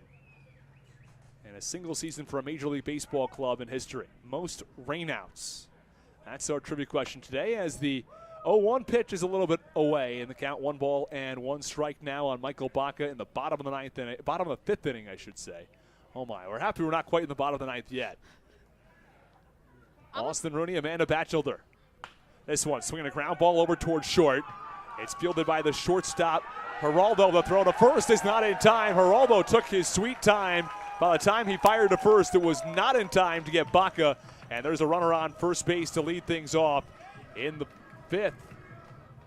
I'm going to be up front and say I am so bad at number trivia. So, my guess of 36 is most likely not only going to be wrong, but going to be very impressively terrible. Well, look, you got to keep your head up here. You might get you might just get this exactly right. There are no outs in the bottom of the fifth. A leadoff single for Michael Baca. Here's the pitch to Jack Sundberg. Infield is in as the pitch runs low and in. Forced him out of the way in the count. 1 ball and no strikes.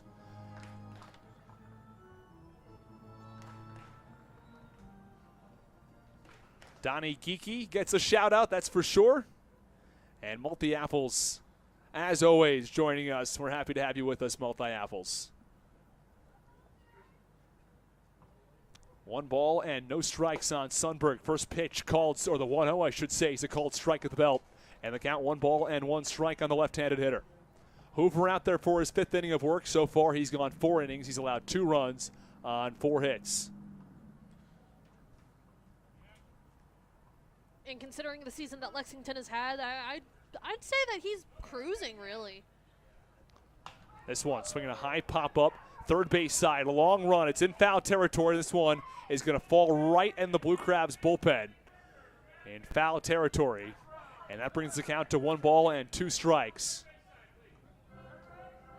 Nobody out in the bottom of the 5th. Sundberg will be followed by Yetzko and DeLuca. The top of the Southern Maryland order.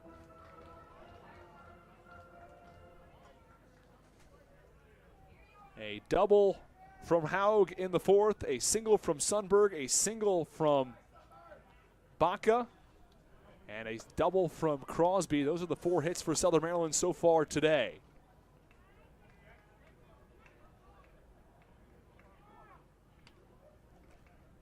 But it's a leadoff single for Southern Maryland with Baca on first. 1-2 pitch to Sundberg is low and in. It gets past the catcher Jorgen and allows Baca to advance to second base. Count 2 balls and 2 strikes. And now a runner in scoring position with nobody out for the Blue Crabs. And at this point, Amanda, I think the primary goal for Sundberg just has to be to move him over to third base. Oh, 100%. 100%, because this is the best situation that we have been in all night. If you're the Blue Crabs, this is what you've been looking for, and this really has the opportunity to start to turn the momentum in your favor. Runner on second, count 2 balls and 2 strikes, nobody out. This one comes way in and ends up hitting Sundberg on the upper thigh, near the hip. And there are runners on first and second to get things started in the bottom of the 5th now for the Blue Crabs, as Ian Yetzko comes to the plate. A fresh count for the right-handed hitter. With the Blue Crabs power bat, Joe DeLuca on deck. DeLuca 0 for 2 today, but he hit a high fly ball the other way in his second at bat. He hit 3 home runs between Monday and Tuesday of last week. 5-2 Legends. Happy you decided to join us. If you'd like a shout out, please post it in the YouTube chat. And if you have an answer to our trivia question, as Yetzko squares around a bunt and bunts this one foul back behind home plate. And the count 0-1 on the righty. Also answer that in the YouTube chat. Our trivia question today: what's the most rainouts in a single season for an MLB franchise of all time? Most single season rainouts. This feels very much like a Jason Stark trivia style one of those, the answer is both right in front of you and also something you would never consider ever in your life. This one bunted down the third base side. Only one play for the third baseman. Actually, there's no play. Marshall looked to third. There wasn't a play. Looked to second. There wasn't a play. And no one was covering first base as Tejada came in on the bunt. And the second baseman, Betancourt, was over at second base covering. And that led to nobody at first. And now the bases are loaded for the Blue Crabs with nobody out. A perfect bunt for Yetzko. Very well executed. And the Blue Crabs have the bases loaded and nobody out here in the bottom of the 5th inning. And man, that's just very, very bad defensive assignment. No, yes, I agree. It's one of those you snooze, you lose situations. That's for sure. And clearly Betancourt was snoozing because he should have been at set first base the second that he squared around a bunt. Because Tejada has to come in and play that ball as the first baseman. First pitch to DeLuca. It's low and in. Count 1 ball and no strikes. The Blue Crabs with what's clearly their best opportunity of the day. Bases are loaded and nobody out. A real opportunity to get back in this game. The tying run on first base. 2 runners in scoring position and the go-ahead run at the plate, I should say, in Joe DeLuca.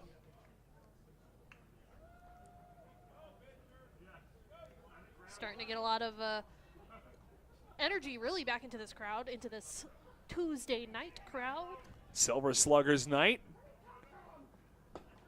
And the pitch that runs low and in, and the count 2 balls and no strikes. And all of a sudden, J.J. Hoover struggling with his control. We really haven't seen him struggle with his control throughout the evening. But allows a single to Michael Baca on a ground ball in the infield.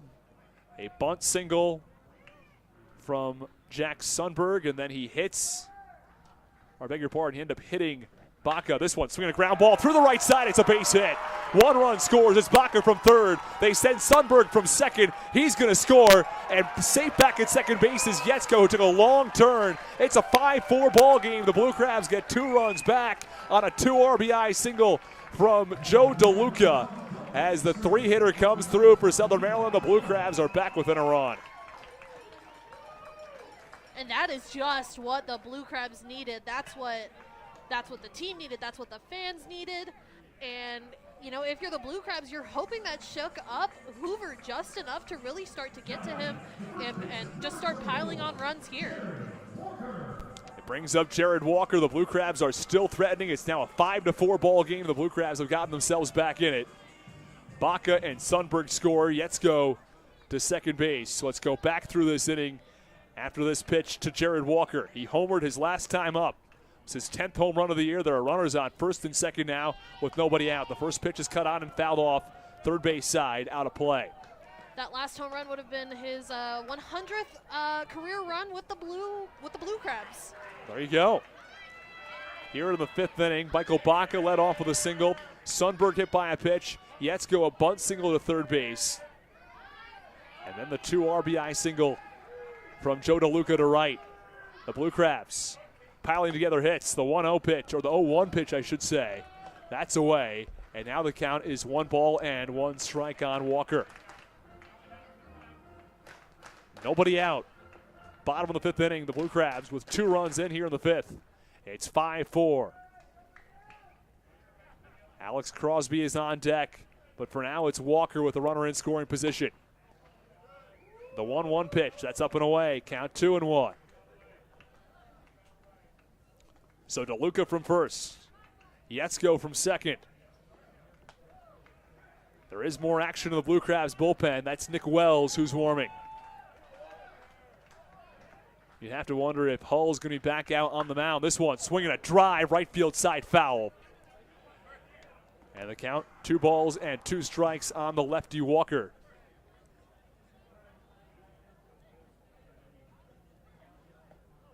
For Denson Hull, he's thrown 88 pitches, 54 strikes. And there's a chance he goes back out in the 6th, though I'd be a little surprised to be completely honest. Hoover, 76 pitches, 48 strikes thus far. Here's the pitch, swinging a ground ball through the right side once more. They're going to send Yetzko around third. The throw to the plate from Blake Swihart's offline. It's an RBI single, and it's a tie ball game. Meanwhile, Walker to second, DeLuca to third, and the Blue Crabs are tied at 5 with 2 in scoring position, and still nobody out. The Blue Crabs have to feel good about that. Everything going right for them here. Still with no outs in the inning. And key base running as well. The Blue Crabs sending Yetzko around third on that RBI single, and then advancing Walker to second and DeLuca to third when the throw came home. So another RBI single from Jared Walker. All of a sudden, the Blue Crabs are tied at 5. We've seen the bats come alive a number of times in games when they've been trailing early and they've come back. It happened twice against York. It happened once against Lancaster. And here at Regency Furniture Stadium in Waldorf, Maryland, the Blue Crabs have put up 3 runs here in the 5th. They added 2 runs in the 4th. They've tied this game at 5, and still 2 on and no outs. This is a swing and a ground ball through the hole on the right side for Crosby.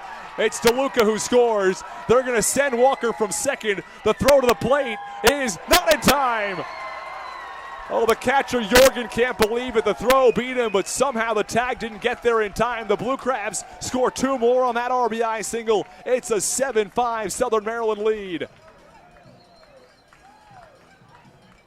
The Blue Crabs hitting everything and pulling them all to the right field side. It's 3 consecutive singles to right field, and they've scored a total of 5 runs here in the 5th. You would think if you were Lexington that you're seeing where they're hitting the ball and you're going to start to cover that spot there between your standard second baseman and your first baseman, since it appears as though he hasn't really been able to lay out and get that ball. First pitch swinging now from Braxton Lee. A drive to deep right center. Back to the wall, and it bounces on the warning track and 3 hops the wall. 1 run scores. It's Crosby from first. It's an RBI triple from Braxton Lee, and the Blue Crabs now lead at 8-5. Braxton Lee with a pair of triples in as many days. The Blue Crabs a 6th spot here in the 5th, and they lead at 8-5.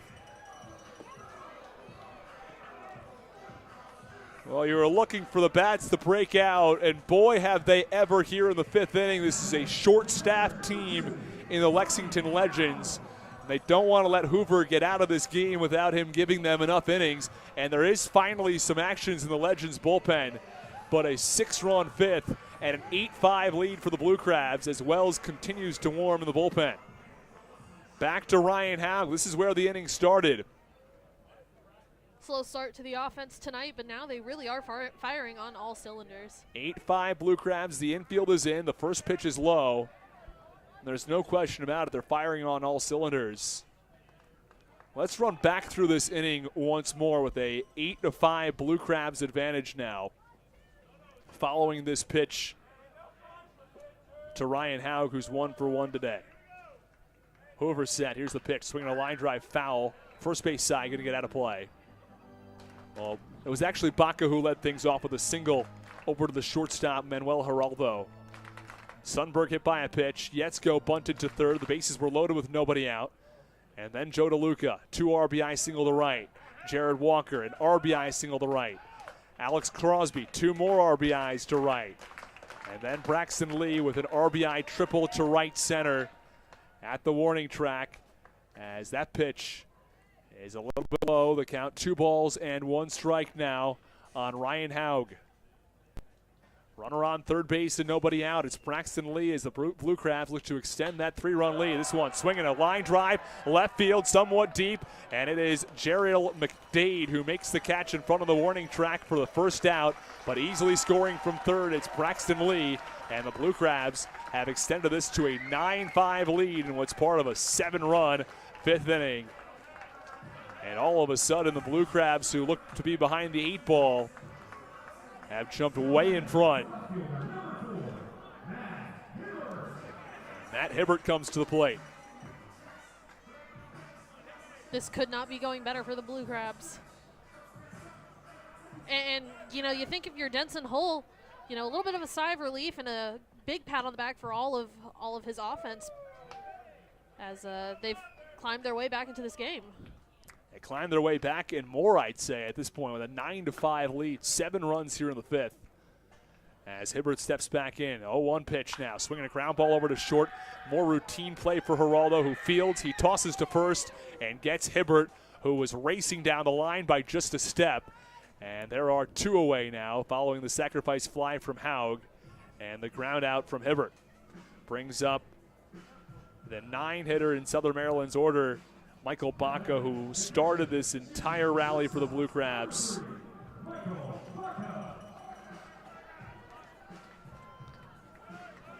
Well, 7 runs in. Baca has scored. Sundberg scored. Yetzko scored. DeLuca scored. Walker, Lee. All of them have scored runs today here in the inning. 7 runs as the first pitch is a called strike on Michael Baca, the 9-hitter. Michael Baca playing some of his best baseball recently. His batting average up to 231. Its high has been 235. This is a guy that just maybe 2-3 weeks ago was hitting right around 135. So to see it jump 100 points shows you how well he's been hitting recently. 0-1, that's low and away, count 1-1. And with a guy like Baca, though, Amanda, it's his defense that's the difference. It really is, and you know, you really can't say enough good things about it. And the 1-1 pitch, that's low and away, and the count 2 balls and 1 strike. You know, having a consistent shortstop defensively is just a massive plus. And if he can hit at the plate, you know, it's just an added bonus.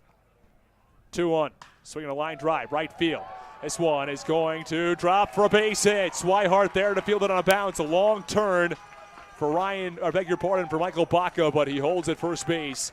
It is a 2-out single for Baca. It's his 2nd hit of the inning as the Blue Crabs have batted around and more as it's back to the top of the lineup as Jack Sundberg comes to the plate. When Jack Sundberg came to the plate for the first time, he had a bunt single down the third base line. They put runners on first and second with nobody out. Little did we all know at the time it would be as part of a 7-run inning. Pitch to Sundberg. That's a called strike. Looked a little bit inside from our view up top. Either way, the count is no balls and 1 strike. 9-5 Blue Crabs.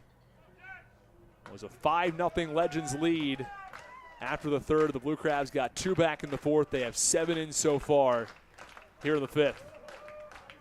J.J. Hoover has turned what's been an outstanding outing in the first 3 innings, maybe even the first 4, into an outing that's been, quite frankly, tough. 2-1, the 1-1 pitch runs in.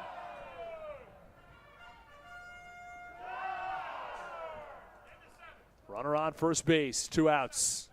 Count now 1 ball and 1 strike after the 0-1 was inside.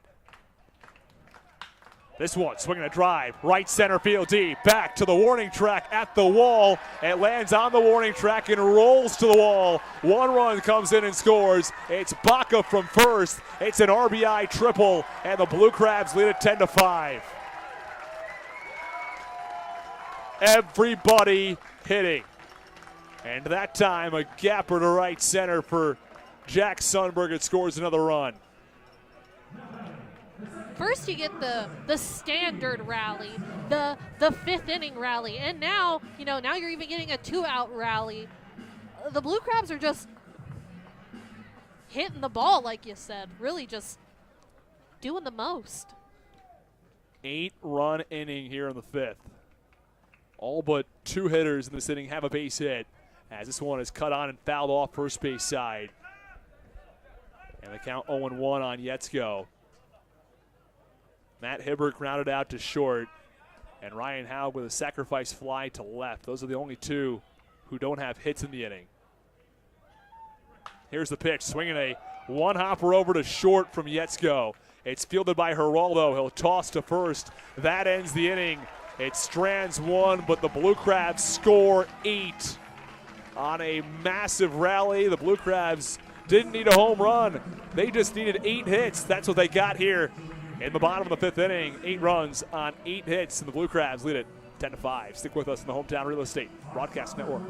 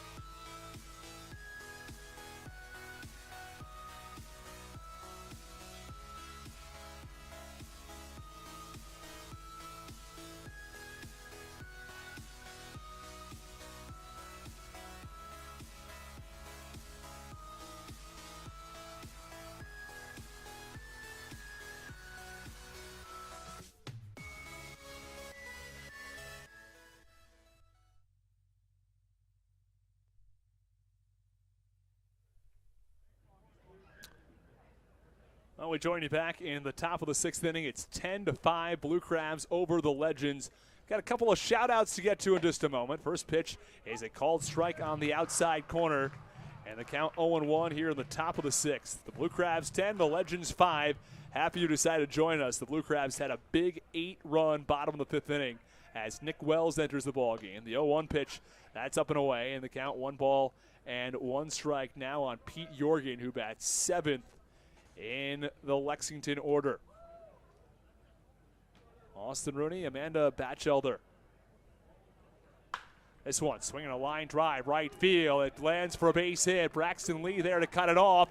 He's going to test his arm. That's a bad idea. It's a little bit offline, actually. One of the few times that Braxton Lee has not thrown an absolute strike. I was thinking that Jorgen was going to be out at second base based on the arm of Braxton Lee. I was gonna say, given the power that he has, and when that throw got there, had it been online, pretty sure Jorgen would have been out. Either way, it is a leadoff double, though, for Jorgen, who went the other way with it. Runner on second base and nobody out.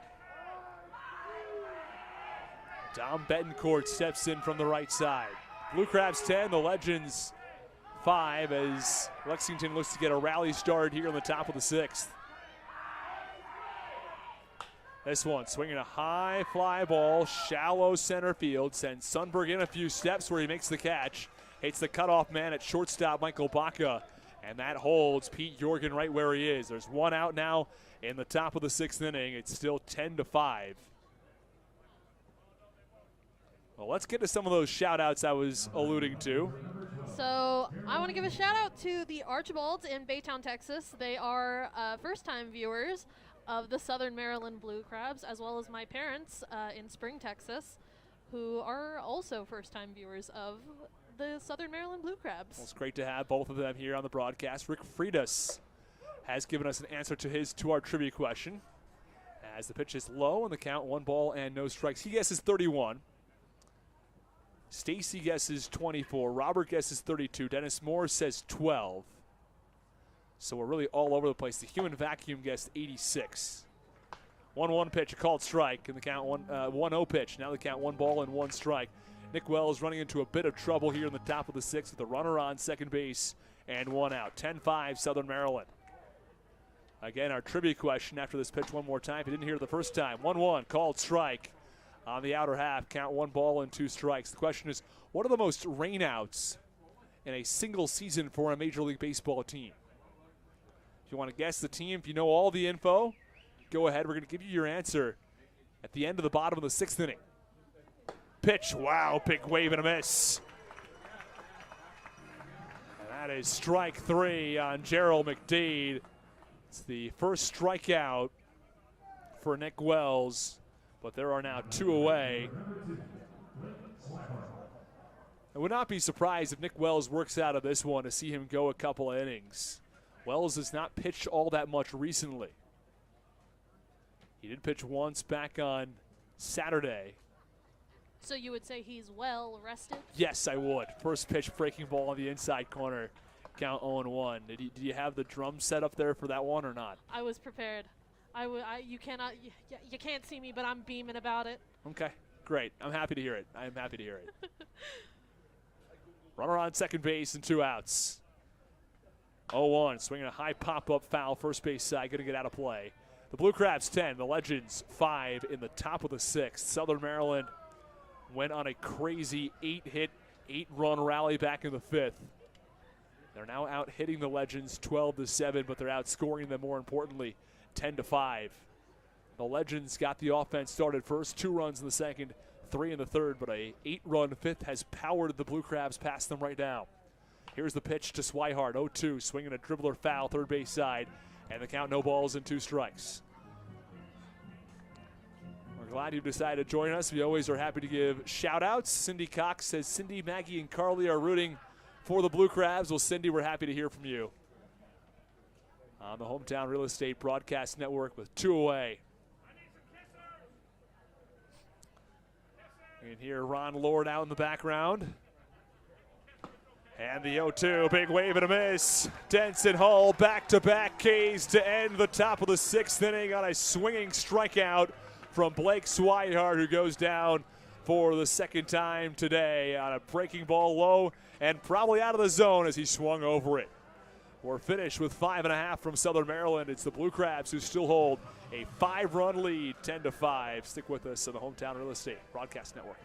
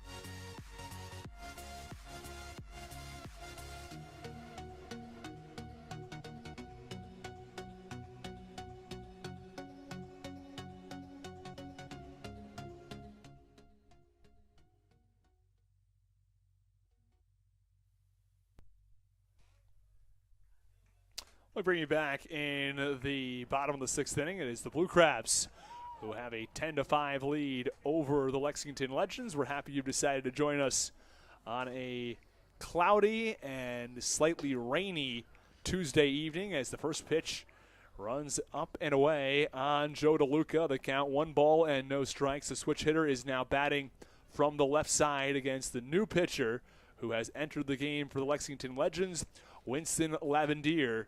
Has a 5.03 ERA. The lefty fires, and the pitch, wave and a miss from DeLuca, and the count 1 ball and 1 strike. DeLuca 1 for 3 today. He drove in a pair of runs back in the 5th inning that were the first 2 runs that came around to score in that rally. As the Blue Crabs sent 12 batters to the plate in the inning and scored 8 runs. A pair of triples for the Blue Crabs in the inning, a couple of doubles, and a lot of singles.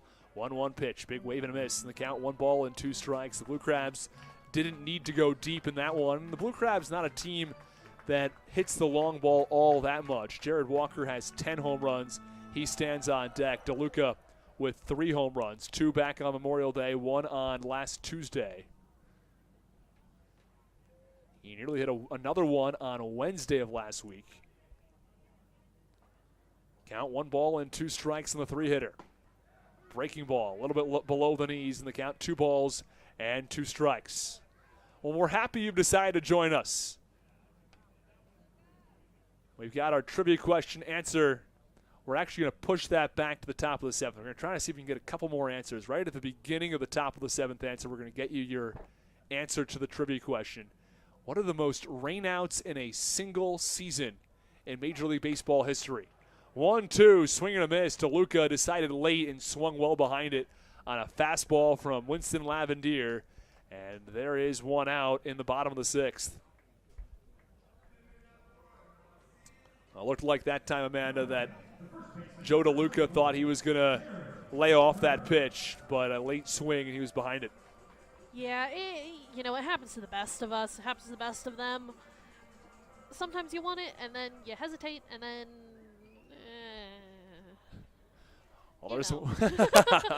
There's one away now. There's no question about that. That we know. As the pitch to Walker, the lefty, called strike at the bell, and the count 0-1. One away in the bottom of the 6th inning. It's one of those things that you have to talk about, but you don't really want to talk about.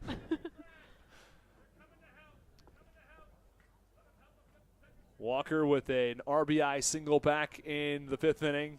It's followed by Crosby, who added another RBI single in the 5th. Pitch to Walker is upstairs. Count 1 ball and 1 strike. It's followed by Braxton Lee, who had an RBI triple. Ryan Haug, who had RBI via the sac fly. A lot of RBIs when you put up an 8-run inning. It's just sort of the way it goes. 1-1 pitch. Swing and a miss. Fastball fired past Walker. And the count now, 1 ball and 2 strikes. Lots of RBIs, like you said, a given, but more triples than I really expected to see. And you got a speedy team like this with the Blue Crabs. We saw Lee go the other way on an RBI triple back on Sunday. Bases clearing triple. 1-2 pitch, swing and a miss, foul tip into the mid of Jorgen, and there are 2 away. A pair of strikeouts to get things started for Winston Lavendier, and there are 2 away in the bottom of the 6th. Well, Lavendier, the lefty, has come in, taken over for J.J. Hoover, who really struggled in the 4th and 5th, and put up some pretty strong numbers here in the 6th. A pair of strikeouts to get things going. And I think that was the Legends' really, like, that was their plan, was to have Hoover at least get through 5, because, like you said earlier, it's a short-staffed team. They might not have the ability to, lose their DH. Right, and that's sort of been the issue. That was one of the reasons they really wanted to push Hoover through the 5th. You lose the DH, it means you've got a pitcher batting the rest of the way, and if that's what you have to deal with, it's sort of what you have to deal with, but it's not obviously the optimal idea. No, especially considering, this isn't, the rubber match of this series. This is game 1. Count 1 ball and no strikes. The first pitch misses low and away to Alex Crosby. Crosby hit another RBI into right. Count 2 balls and no strikes. I beg your pardon. This one, swinging a high pop-up, third base side. It's a third baseman, Montrell Marshall, over toward the Blue Crabs bullpen. He's going to run out of room as it falls 3 rows deep on the third base side. The Blue Crabs bullpen did him a favor, got out of the way for him. They scatter. They did. Count 2 balls and 1 strike now.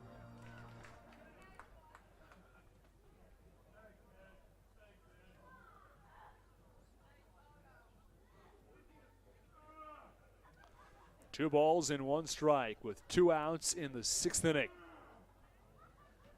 Lee comes up following Crosby. Here's the pitch. Low into the dirt. Count 3 balls and 1 strike now on the lefty. Well, one thing's for certain, and that's that Crosby has extended his hit streak from 9 games to 10. It's the 2nd double-digit hit streak the Blue Crabs have had this season. David Harris had a 15-game hit streak earlier this year. Harris has been out with a nagging injury for the last couple of days. He did travel with the team to Lancaster. The hope is to have him back any day now. 3-1 pitch is away in the count, and that is ball 4. I beg your pardon. It is a walk issued to Alex Crosby, and that brings up Braxton Lee.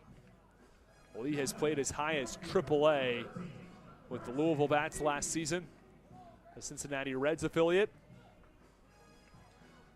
And there's one thing that you know you're getting with a guy like Braxton Lee, and that is you're getting great fielding.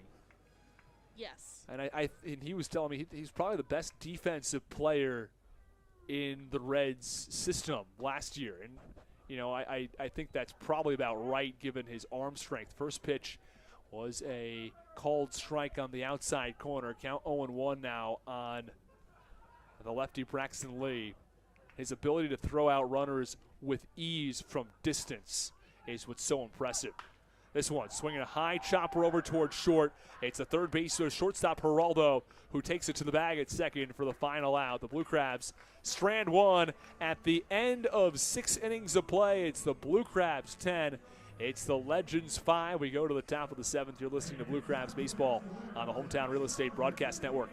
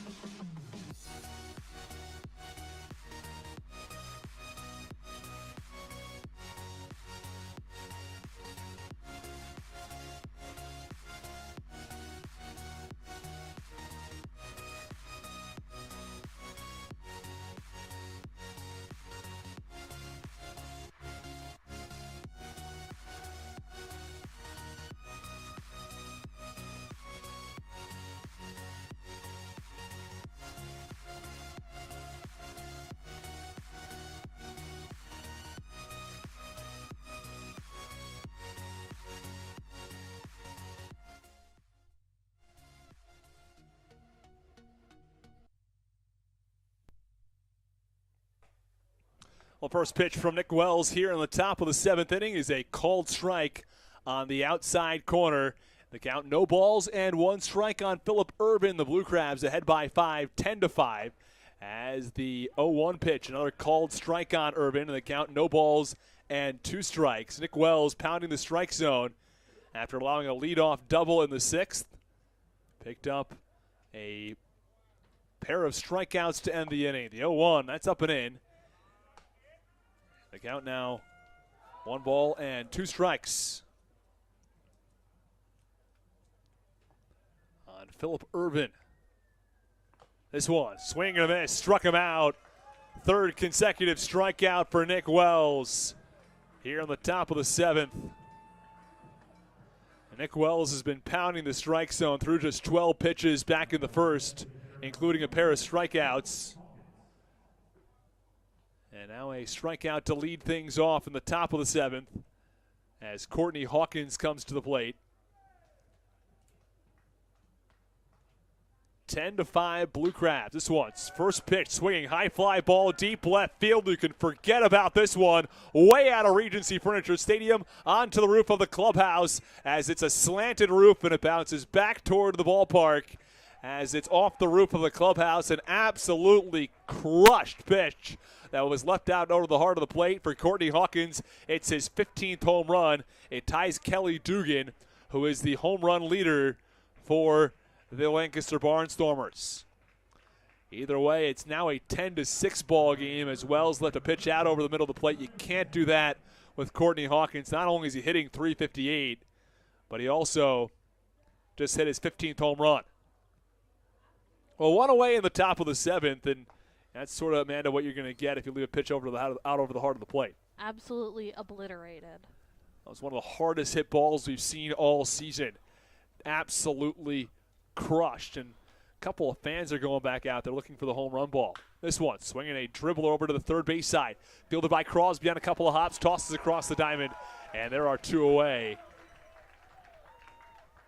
So a strikeout and a ground out that bookend a absolutely crushed home run to deep left. There is some action in the Blue Crabs bullpen. Not sure who it is warming up yet, but we'll get you the news as soon as we have it. Looks like Patrick Baker out there getting loose, throwing some pitches. Patrick Baker has had a terrific start to the season. Nick Wells has allowed a home run here in the 7th. And it's not very often you see home runs like that. You know, the ones that might as well twinkle as they go off into the distance. So that one was one of the hardest hit home run balls you've seen so far this year. 1-0 pitch, cut on, foul back behind home plate. Count 1 ball and 1 strike on the right-handed hitter, Montrell Marshall. 2 home runs in this ball game, 1 from Tejada, 1 from Marshall. This one swinging a line drive, deep left center field. It's a center fielder, Sundberg, who lays out and makes a diving catch into left center. Hibbert gave way to the diving Sundberg, who makes the catch for the final out. We're finished with 6.5. It's time to get up and stretch. Take a bit of a break here at Regency Furniture Stadium. The Blue Crabs have a 10-6 lead as we go to the bottom of the 7th.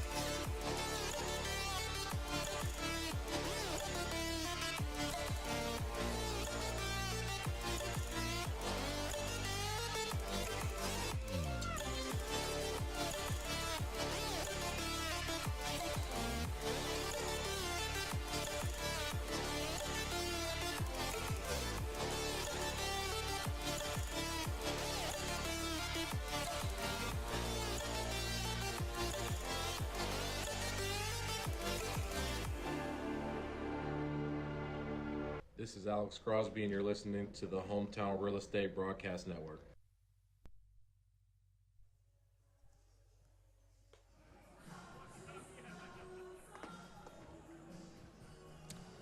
Well, that was Alex Crosby, and it is the bottom of the 7th inning as the Southern Maryland Blue Crabs have a 10-6 lead as we go toward the bottom of the 7th inning. Nick Wells went 2 innings. He allowed 1 earned run on a solo blast from Courtney Hawkins, his 15th home run on the season. Blue Crabs do have another arm warming up in the bullpen.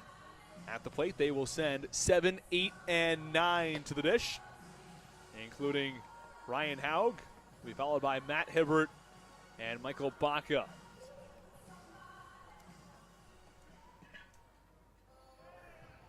Blue Crabs have a 10-6 lead. Let's go back through the runs scored in this one. Also, Give you the info on the new pitcher for the Lexington Legends. It was a 5-0 start for Lexington. 2 in the second and 3 in the third. The Blue Crabs picked up 2 in the fourth, and they added 8 runs in the bottom of the 5th inning to take a 10-5 lead. In the 7th, though, the Legends got 1 back with 6 runs, with 1 to make it a 10-6 game. Beg your pardon. First pitch is inside on Ryan Howe. Count 1 ball and no strikes as Brett Schneider enters the game, a right-handed pitcher with a 5.94 ERA on the season. Schneider set. Here's the pitch. Called strike. Inner half, and the count 1 ball and 1 strike. Who are some of the important bats for the Blue Crabs so far? Walker and Crosby each have 2 hits.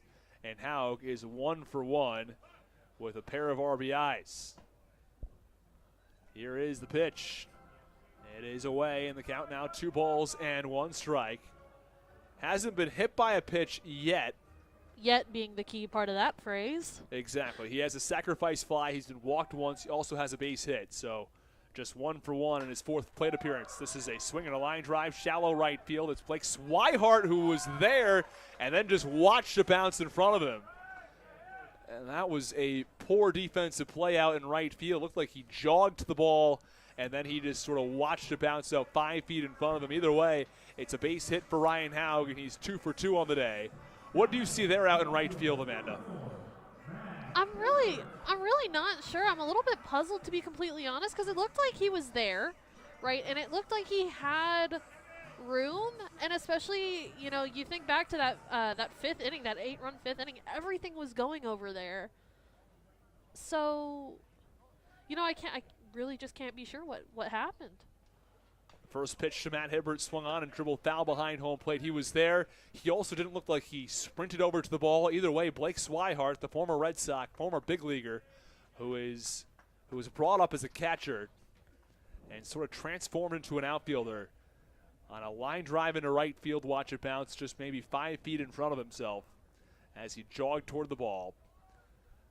Well, the first pitch was fouled off to Hibbert. 0-1 now, a called strike. A little above the belt on a breaking ball on the count. No balls and 2 strikes now on the righty Hibbert with nobody out in the bottom of the 7th inning. It's 10-6 Blue Crabs. The Blue Crabs would hope with their bullpen pitching as well as it has this season, they'd be able to lock down the Legends here late. Blue Crabs going for their 5th straight win, but you never really know as the 0-2 pitch is upstairs. Count 1 ball and 2 strikes. Nobody out in the bottom of the 7th. 10-6 Blue Crabs. The Lexington Legends scored 2 in the 2nd, 3 in the 3rd, and 1 in the 6th. The Blue Crabs had their runs more centralized. This one, swinging a ground ball, 3rd base side. It's a base hit for Hibbert. Hal ground 2nd. He heads to 3rd. The 3rd base coach Ortega waves Haug around from 3rd. He scores. It's an RBI double from Matt Hibbert, and the Blue Crabs extend the lead to 11-6. Another run comes home. This one, just the ground ball perfectly placed down the line, Amanda. Yeah, you really couldn't ask for anything better there. I mean, it was hugging the line the whole time, and then you know, you lose it in that corner over there in left field.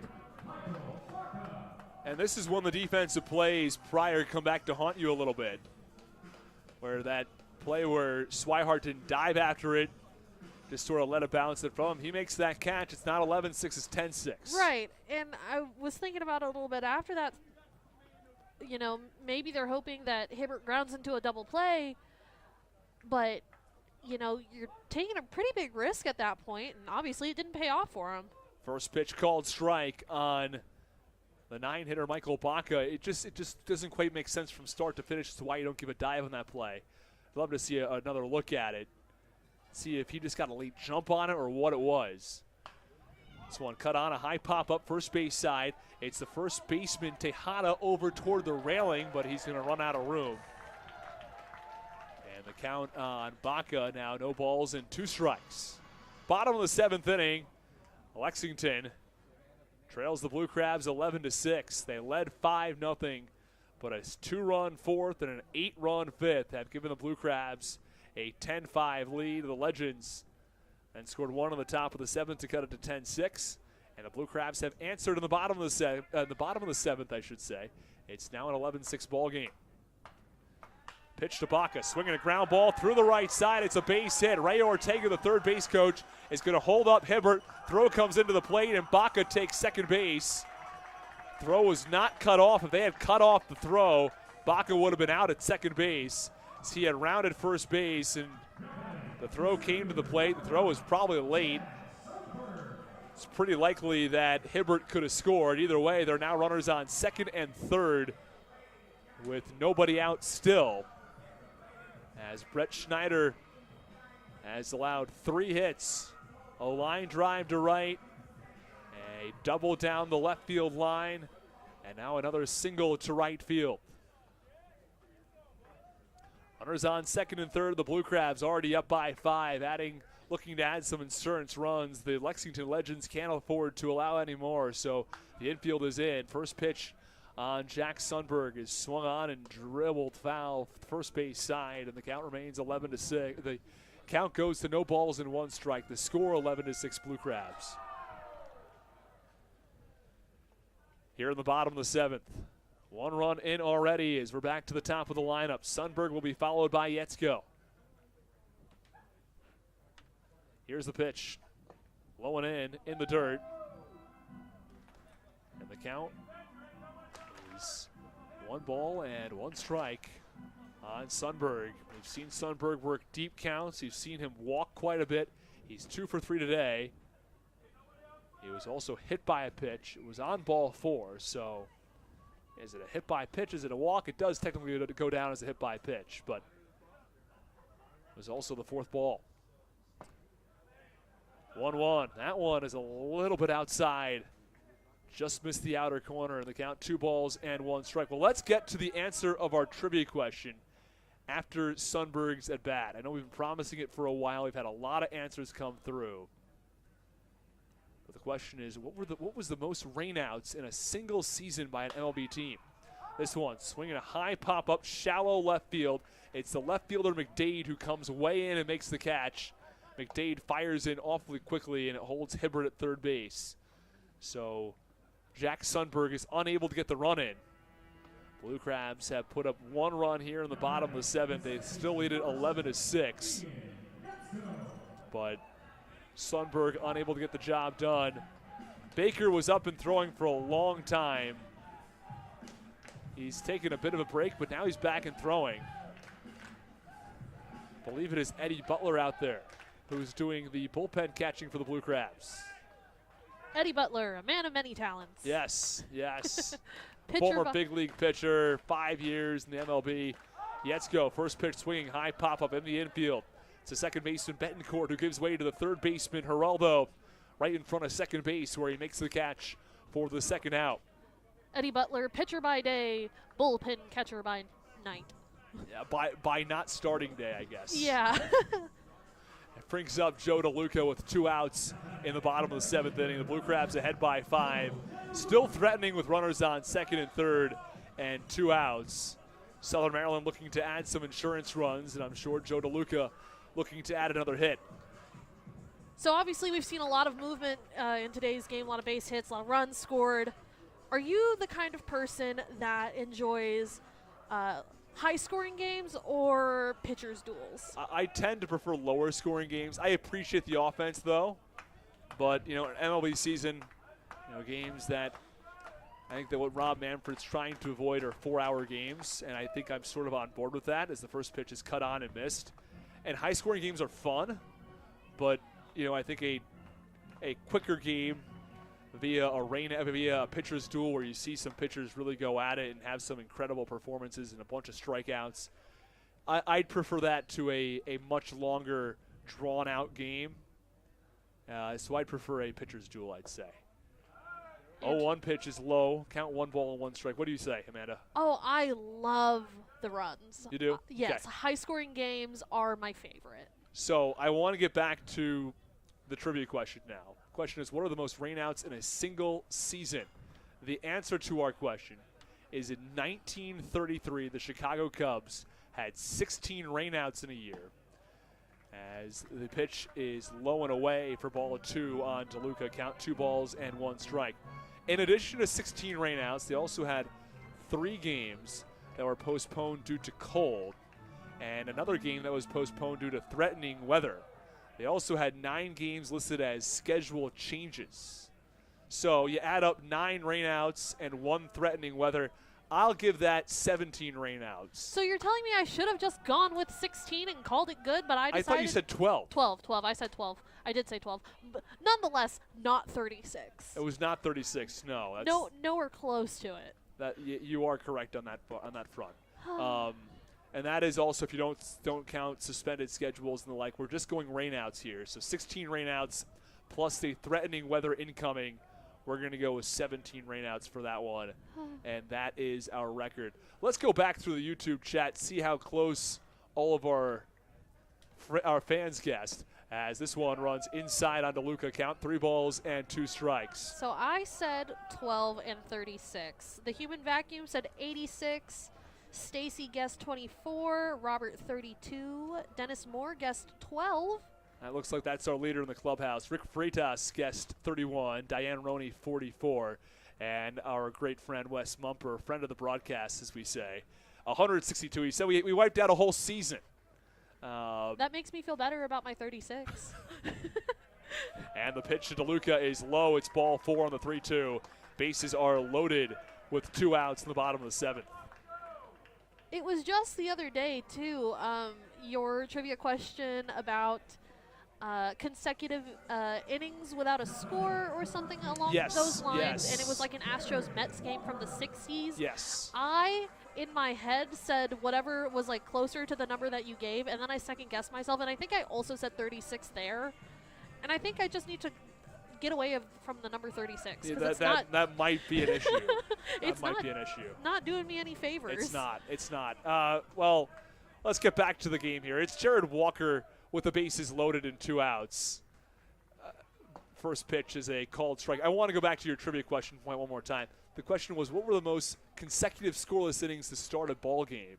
The answer was 23 scoreless innings between the Mets and Astros in 1968, and a 1-0 win for, I believe it was the Astros. This one, swinging a high pop-up, shallow right center field. Few players are converging in. The center fielder, Phillip Ervin, who comes in and makes the catch at the end of a near Bermuda Triangle falling hit. Either way, the Blue Crabs strand a trio of runners on base. They score 1 at the end of 7. It's the Blue Crabs 11 and the Legends 6. You're listening to Blue Crabs Baseball on the Hometown Real Estate Broadcast Network.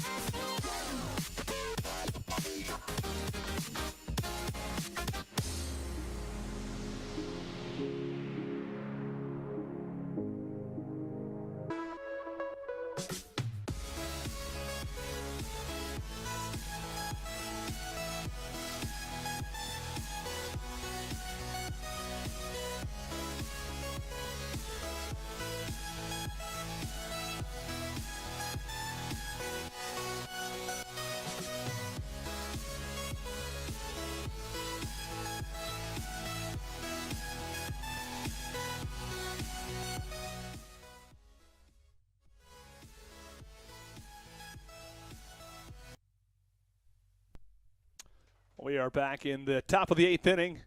A 11-6 Blue Crabs lead over the Lexington Legends. Happy to have you with us. First pitch from Patrick Baker is a called strike on the outside corner. Patrick Baker, likely the hardest thrower on this Blue Crabs team. He comes in with a terrific ERA as well, Amanda.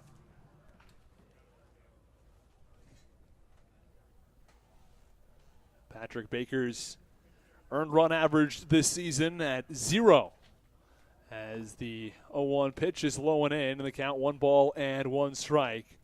That's always impressive. He has given up 2 runs, but they weren't earned. So, like you said, a ERA of straight zeros.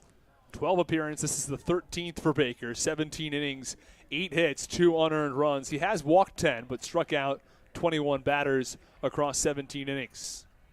1-1 offering to Geraldo. Swinging a ground ball, foul, first base side, and count 1 ball and 2 strikes. Holds opponents to a 136 batting average. And, you know, for Baker here, hoping to bring that number down a little more. Yeah, that's what's probably most impressive from Patrick Baker this year. Last year he struggled a little bit, to be completely honest. A 3-3 record, a 5.47 ERA, but this year it's been a totally different story. His whip at 1.05. It's the second best among Blue Crabs pitchers, behind only Andres Briseño. This pitch just a little bit inside. Count 2 balls and 2 strikes. And he's put himself in a position where he not only has the numbers to back it up, but he also has the velocity too. So a Major League Baseball team could very well be interested with what he's putting out there. I was going to say, when we were talking earlier about how, you know, lots of signings have happened. 2-2 pitch, swinging a ground ball over to first. It's gobbled up by Walker, who jogs to the bag and beats Geraldo for the first out.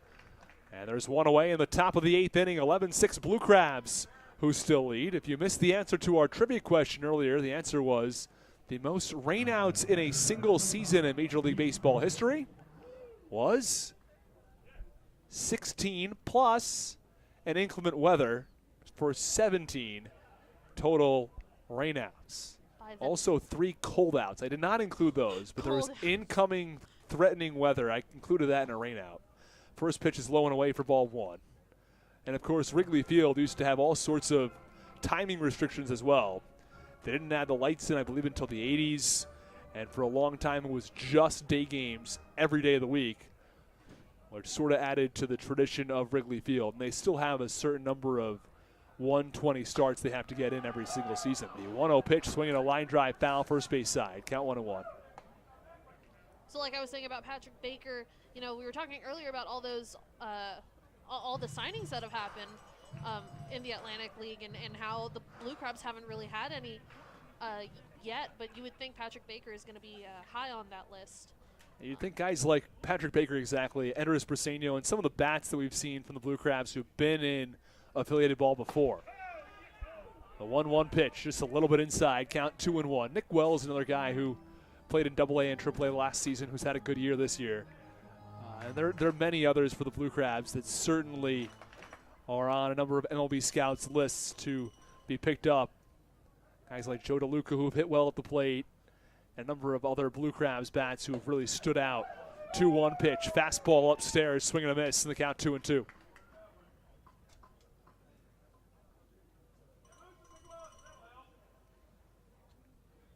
Two balls, 2 strikes, 1 out, top of the 8th. And we've seen a fastball as high as 96 in this at-bat from Patrick Baker. 2-2, swinging a line drive foul.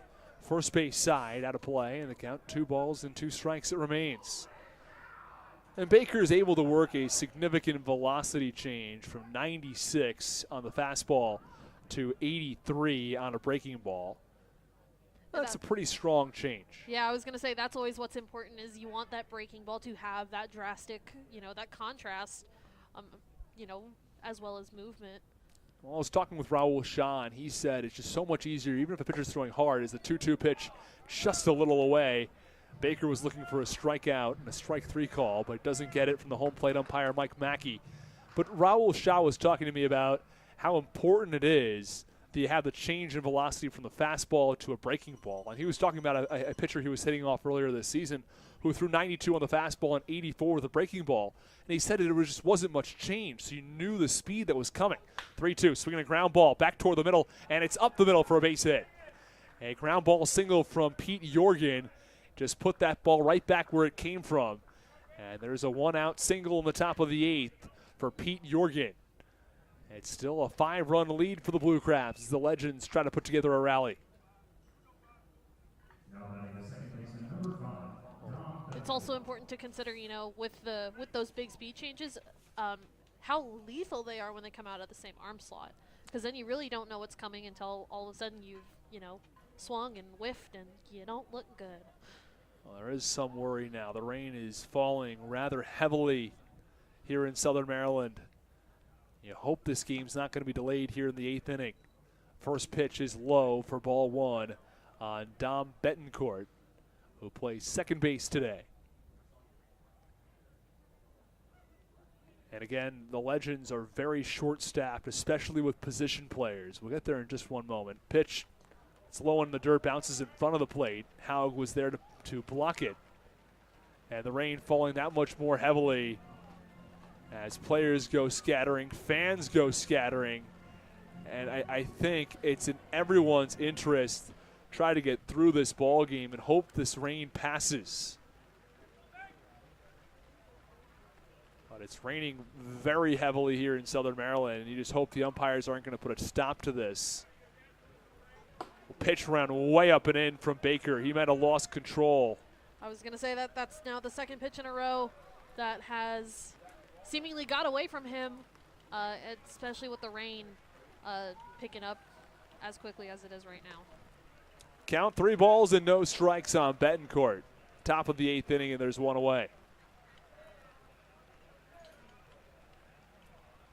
Bert Hinman, the Blue Crabs photographer, takes his camera back to the concourse level. I support his decision. The last thing you want to do is ruin a camera, as a 3-0 pitch is a fastball on the inside corner. Count 3 balls and 1 strike. And it does appear to have, lightened a little bit. I think it was a little bit heavier maybe 2-3 minutes ago. But everybody in the bullpen has either gone back to the clubhouse area or into the dugout. 3-1, wave and a miss. Count 3 balls and 2 strikes on Betancourt, who's gone chasing twice now after high fastballs. Everybody's looking for ice cream, as Dom Betancourt is the ice cream player of the game, which means if he strikes out, everybody in a certain section gets the ice cream coupon. Baker the pitch, 3-2. Ooh, it looked close, but ball 4 just a little bit low. Oh, he wanted strike 3, but home plate umpire Mike Mackey wasn't willing to budge. And it's ball 4. He fought back in the count. Now the rain does seem to have lightened significantly. It's still a significant rain is falling, but it's not the pouring rain it was maybe 2 minutes ago. It's just been coming out of nowhere. Yeah. Well, I looked at my weather app earlier today, and it said, 3, 4, 5 o'clock maybe, and that it should be cloudy throughout the evening, but it has not been the case. Right. As the first pitch is a called strike on the 9-hitter Gerald McDade. Runners on first and second, 1 out. I woke up under the impression that it was going to be beautiful baseball weather.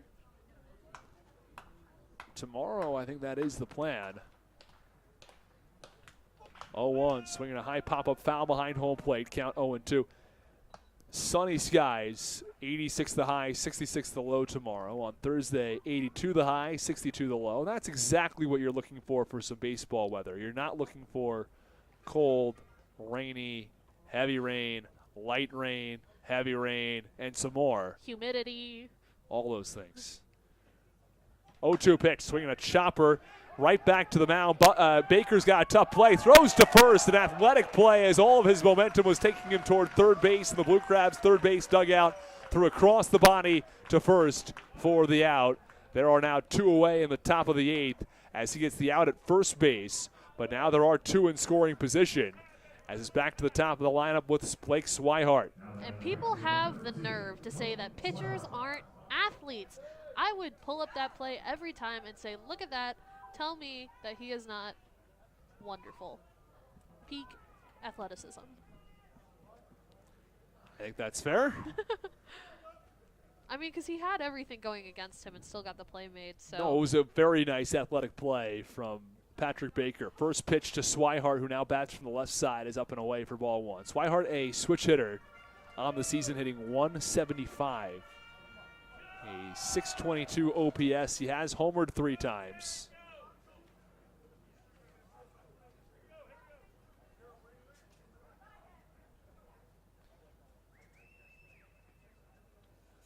Two away in the top of the 8th. Here's the pitch. A little bit away in the count. 2 balls and no strikes.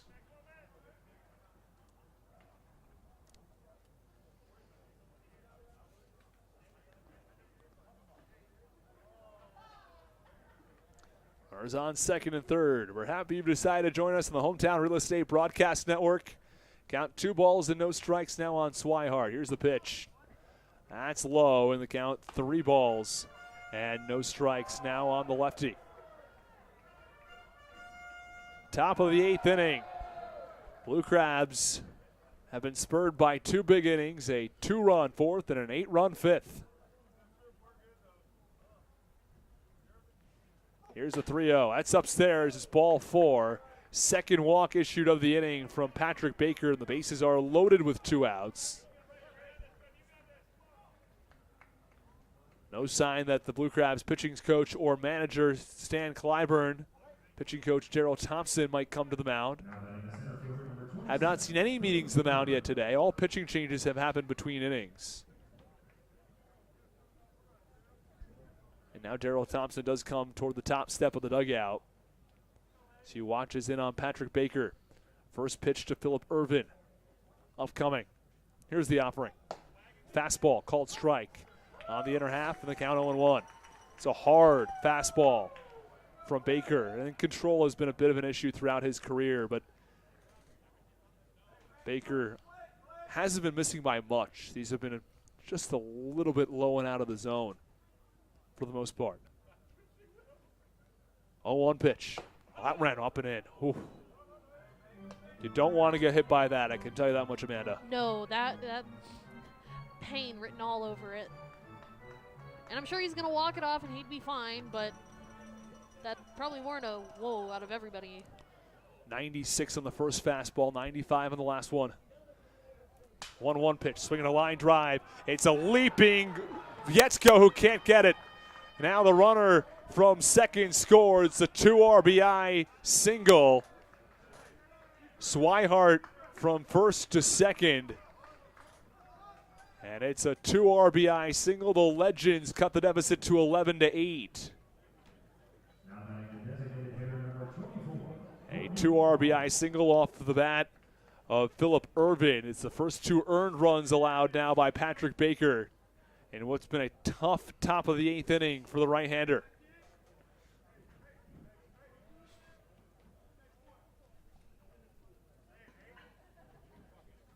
And this is one of those moments where he needs to recenter quickly because Courtney Hawkins up at the plate sent one into oblivion last time he was up.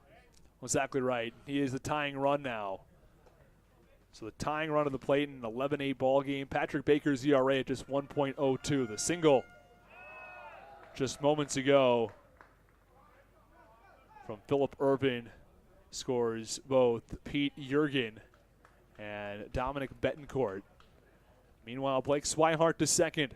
Swihart from second and Irvin on first base with 2 outs in the top of the 8th inning. It's an 11-8 ball game all of a sudden. 0-1 offering. That ran inside. Count 1 ball and 1 strike on the righty Betancourt. And now there is some action in the Blue Crabs bullpen. It's the closer for Southern Maryland. Matt Latos has not seen action in a few nights. This one swinging a hard fly ball, left field foul on top of the Legends Club. Well, he's hit one now on top of both roofs. One on top of the clubhouse, one on top of the Legends Club. They're a distance away from each other. One a solo home run, the other a foul ball. He's got it out for the Roos. He does. Runners on first and second with 2 outs. Counting 1 ball and 2 strikes. Wouldn't be surprised to see a breaking ball, something out of the zone at least. Pitch, swinging a line drive, 2-hopper over to third. It's the third baseman Crosby who smartly takes the force out at third as he beats Blake Swihart to the bag on a fielder's choice to end the top of the 8th inning. The Blue Crabs still lead this 1-3 as we go to the bottom of the 8th. Stick with us.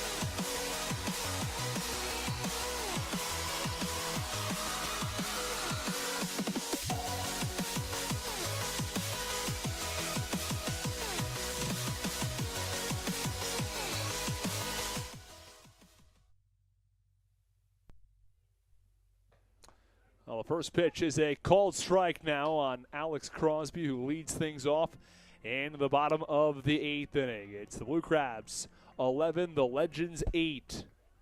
We're happy to have you with us. It's Crosby followed by Lee and Haug. As pitch is a little bit away, count 1 ball and 1 strike now on Crosby. Crosby 2 for 3 in today's contest, as he leads things off in the bottom of the 8th. That pitch is away. Count 2-1.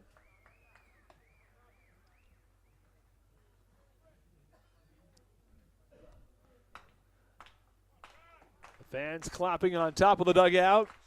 It's Ron Lord trying to get the fans back into it on Silver Slugger night as the pitch is away. And the count now 2 balls and 1 strike. I beg your pardon, that's 3-1 on Crosby.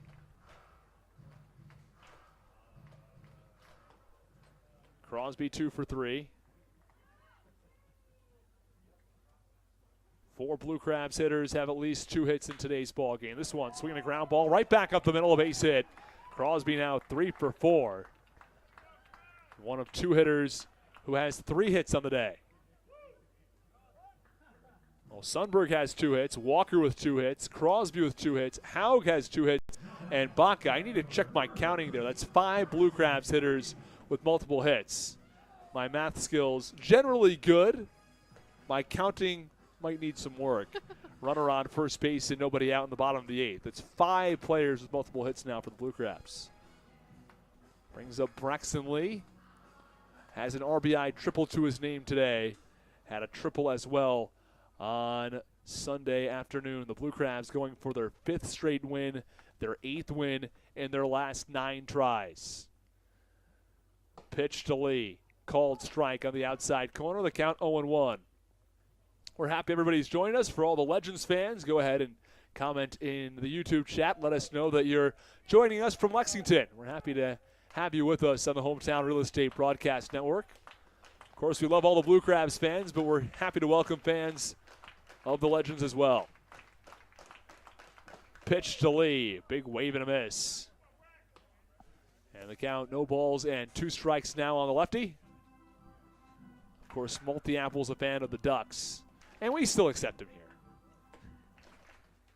Always funny when we see his comments saying "Go Ducks," even though the Ducks are not Playing in that game, right? Yeah. The 0-2 pitch, fastball on the outside corner for a called strike 3 on Braxton Lee, and there is 1 away. 1 out in the bottom of the 8th inning as it brings up Ryan Haug. Haug will be followed by Hibbert and Baca if necessary. Michael Baca with 3 hits on the day has seen his average jump all the way to 242. pretty significant jump. And again, it was at 140 only maybe 2-3 weeks ago. So at a 100-point jump on the batting average for Michael Baca. It's great to see him pick up a lot of hits recently. Things really start to go his way at the plate. The pitch called strike on Ryan Haug, and the count 0-1 on the righty. You know, you start to wonder if the brief stint of rain we had just a few moments ago are going to affect, you know, the momentum of the Blue Crabs here. Start putting it back in the favor of the Legends. 2 runs in the 8th for Lexington. They've cut the deficit from 11-6 to 11-8. Here's the pitch. Swinging a line drive, foul, first base side. And the count now, no balls and 2 strikes on Haug. Base paths are empty for Southern Maryland.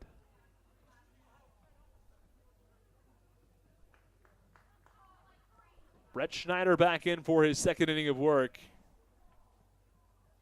In Schneider's 1st inning, 1 1/3 inning, 1 inning, 4 hits, 1 earned run. He also walked a batter and earned a strikeout.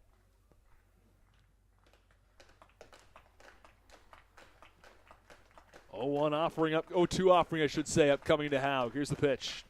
Way up and in, nearly hit him. It was close to earning number 17. But Haug's still yet to be hit by a pitch tonight.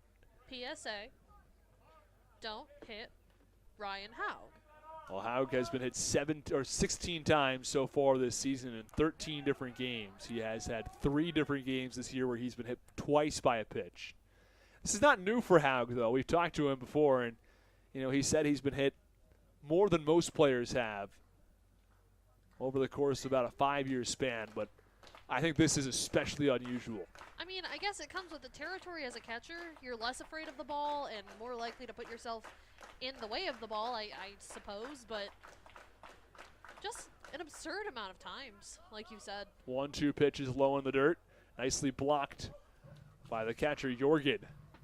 And the count 2 balls and 2 strikes now on Haug.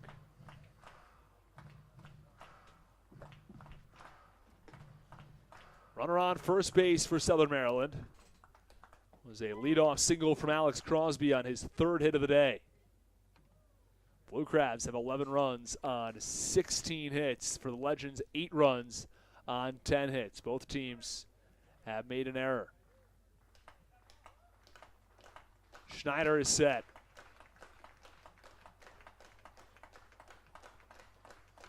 Two-one offering upcoming. It's low and away. Count 3-1. 3-2, I should say. Beg your pardon.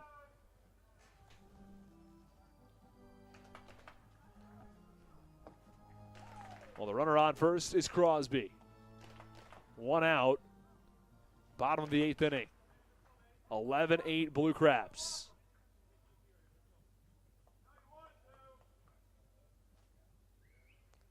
Here's the pitch. Check swing. Did he go? Motion down to first base. He did not. Throw down to second. Hit Alex Crosby in the arm. Not exactly the most comfortable moment. You don't expect to be hit on the base paths. Not going out to peg you, but Crosby did get hit on the throw down to second base. He's trying to shake it off. And that's got to hurt. If it caught his finger, then that is really unfortunate. And if it caught his whole hand, then, you know, I'm not sure if you're a little more worried about injury at that point, but that's got to hurt. 1 out, runner on first and second. In the bottom of the 8th inning, the Blue Crabs trying to extend what's already a 3-run lead. It's going to be a pitching change here from Southern Maryland. Blue Crabs lead this one 11-8. Stick with us.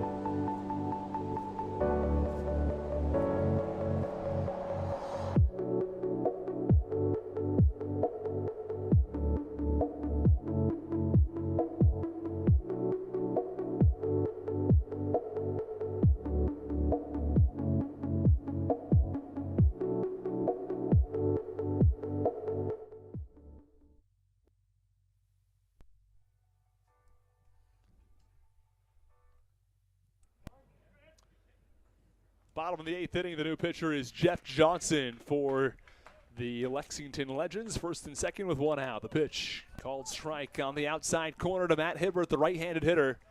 And an 11-8 ball game in the bottom of the 8th inning. Blue Crabs 11 runs on 16 hits tonight.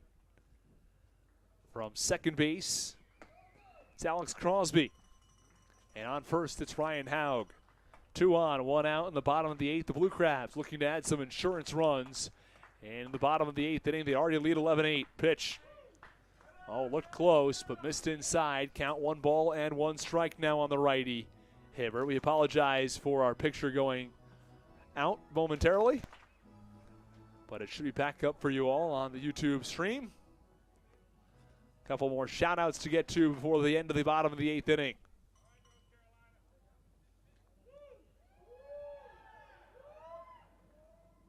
This one, swinging a line drive. It's shallow towards shortstop, and it is the shortstop, Geraldo there, who makes the grab for the second out.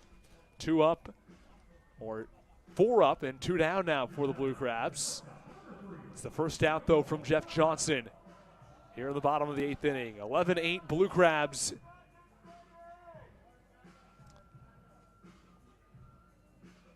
Steve Hull says a shout out from San Antonio, Texas. Woo, another Texas. Diane Roney, of course. Always on these broadcasts. Always appreciate her joining us as well. 2 outs. Pitch. Swinging a miss from Michael Baca, who's got 3 hits today. Baca went after a 90-mile-an-hour sinker.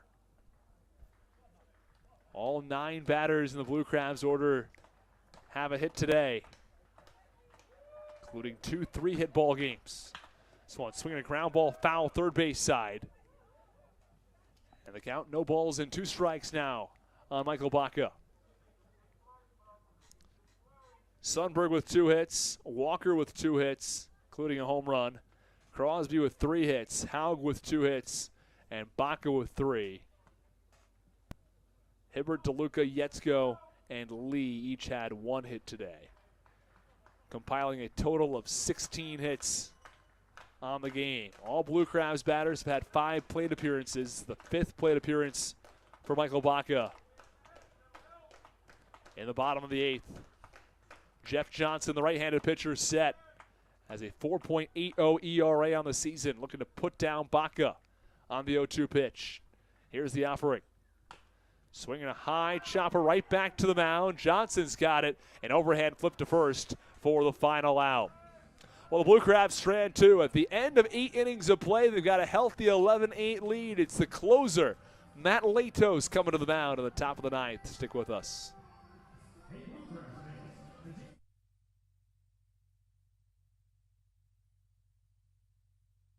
This is Alex Crosby, and you're listening to the Hometown Real Estate Broadcast Network.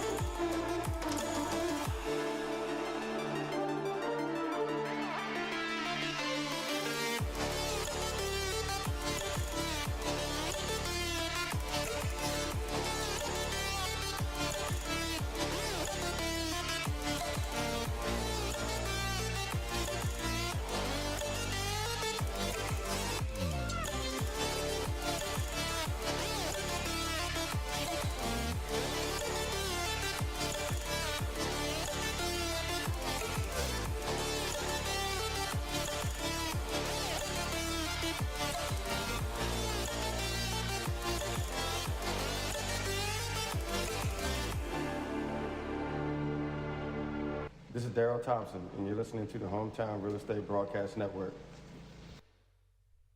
This is Alex Crosby, and you're listening to the Hometown Real Estate Broadcast Network. This is Michael Baca, and you're listening to the Hometown Real Estate Broadcast Network. This is Braxton Lee, and you're listening to the Hometown Real Estate Broadcast Network. This is Ian Yetzko, and you're listening to the Hometown Real Estate Broadcast Network. This is Scotty Bertram, and you're listening to the Hometown Real Estate Broadcast Network.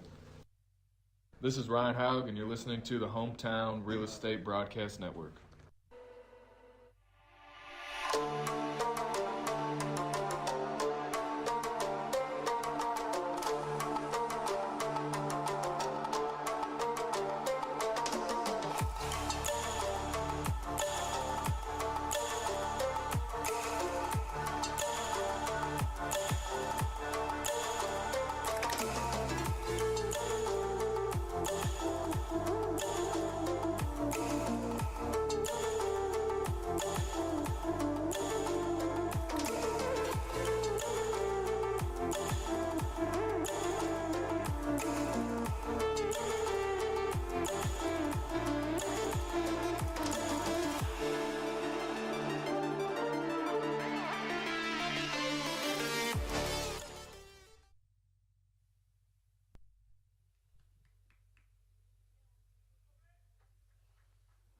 Well, we go to the top of the ninth inning, 11-8 Blue Crabs. As Isais Tejada will step in from the right side. First pitch, called strike on a fastball. And the count 0-1. Matt Latos comes in with a 4.60 ERA. He has 13 out of 15 in save appearances this year. All 15 of his appearances have been in save opportunities. 0-1, swinging a high pop-up foul. Third base side, Ryan Haug runs out of room. And the count 0-2 now. In his most recent appearance, he got his 100th career strikeout with the Blue Crabs. So good for him. He went 2/3 of an inning against Lancaster. He allowed 1 hit, 1 run, and he did strike out a batter. In what was a save situation, the Blue Crabs managed to win. He allowed a home run to Kelly Dugan, but the Blue Crabs held on 9-8. At the time, it was their 3rd straight win. The Blue Crabs going for number 5 now. 0-2, swinging a high chopper foul as it rolls down the third base line. And the count remains no balls and 2 strikes on Isais.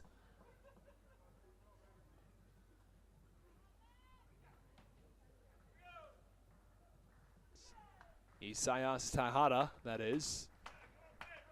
Base paths are empty with nobody out. Tejada, I beg your pardon, Latos the pitch. That ran inside on Tejada. We did some fire feet there for a moment. Before stepping back in. I don't know if you saw that. He went up and down with his feet maybe 4 or 5 times. He stepped out of the batter's box. Happy to get out of there before getting hit by a 90-mile-an-hour two-seam fastball. Latos' velocity's up. The 1-2 pitch, a swing and a miss, struck him out. And there is one away. Latos hitting 92 with a fastball today. Coming out of someone who is 6'6" on the mound, you know, that's no joke. Probably one of the most terrifying experiences I would imagine.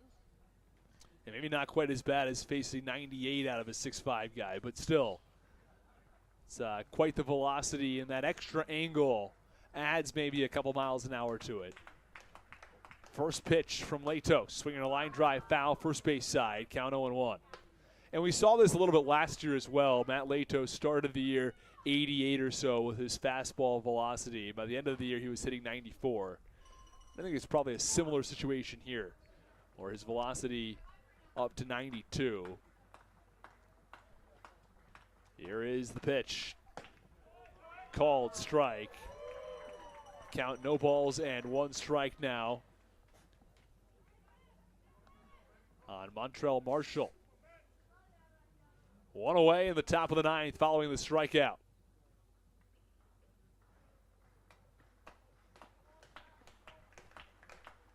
Here is the 0-1 offering. Swing and a miss on a breaking ball. Well, that's strike 3. I beg your pardon. Marshall goes down on strikes as he follows up Tejada with a strikeout. Back-to-back Ks for Matt Latos. And the Blue Crabs just 1 out away from their 5th straight win. Base paths are empty in the top of the 9th. And Amanda, the Blue Crabs have a 12-game winning streak under their belt. They've got a 7-game winning streak. And if they can complete this, they would have an active 5-game winning streak going. Here's the first pitch from Latos. Swing and a miss from Manuel Geraldo. Geraldo over at shortstop today. The Blue Crabs bats have shined, to say the least. It's been a really impressive showing from both of these teams. You know, considering the Legends are super short-staffed, putting up 8 runs is a very big accomplishment. 0-1 pitch is low, count 1 ball and 1 strike. And you're right, and all those runs, or the majority of those runs, I should say, came early. Legends scored 2 in the 2nd. They added 3 in the 3rd. The Blue Crabs, 2 runs in the 4th, 8 in the 5th. Gave them a 10-5 lead, and now lead at 11-8. The 1-1 pitch, swung on and missed. Count 1 ball and 2 strikes now on Manuel Geraldo. This is some of the best action we've seen from Matt Latos so far this season. A pair of strikeouts. He's ahead on Geraldo, 1-2. Fans get to clapping on their feet.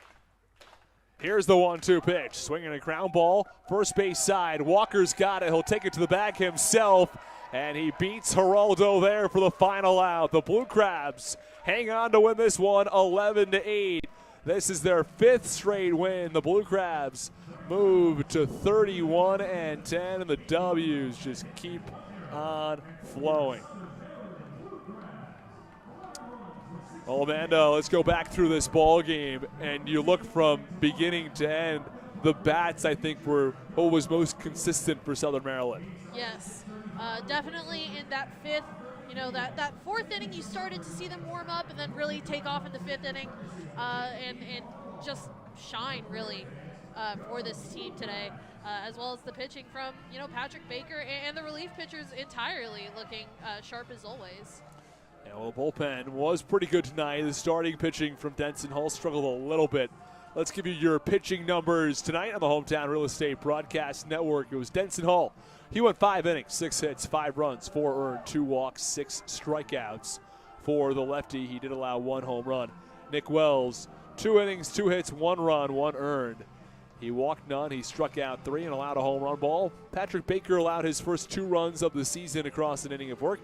2 hits, 2 earned runs. He walked 2. He struck out none in 1 inning. Matt Latos went a perfect 9th, an inning of work. He struck out a pair and did not allow a hit or walk. Blue Crabs allowed 8 runs on 10 hits. Let's go back through some of the batters. We'll get the player of the game in just one moment. It was Jack Sundberg who had 2 hits today. He also scored a run and drove in a run. Ian Yetzko was 1 for 5 with a run scored. Joe DeLuca, 1 for 4. He drove in 2 runs on an RBI single. And it was Jared Walker who was 2 for 5 today. He also had a 2 RBI single. He scored, or an RBI single and a solo home run. He scored 2 runs in today's ballgame. Alex Crosby, 3 for 4, 2 RBIs. He also came home with a pair of runs.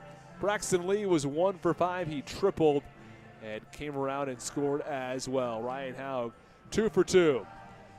He also walked twice and added a sacrifice fly to his name. Matt Hibbert was 1 for 5 today. Also had an RBI double. And Michael Baca was 3 for 5 in today's ball game. His batting average at .341 on the season. Now I ask you, Amanda, who is our player of the game today? Today? Oh, I would say, I don't know. Braxton Lee, I think, if you're asking me. Braxton Lee. All right, I might go with a different answer. I'm going to go with, Alex Crosby. 3 for 4 today, 2 RBIs, 2 runs scored. And he's now hitting .318 on the year. Jared Walker also had a big game with a solo shot. Also added an RBI single.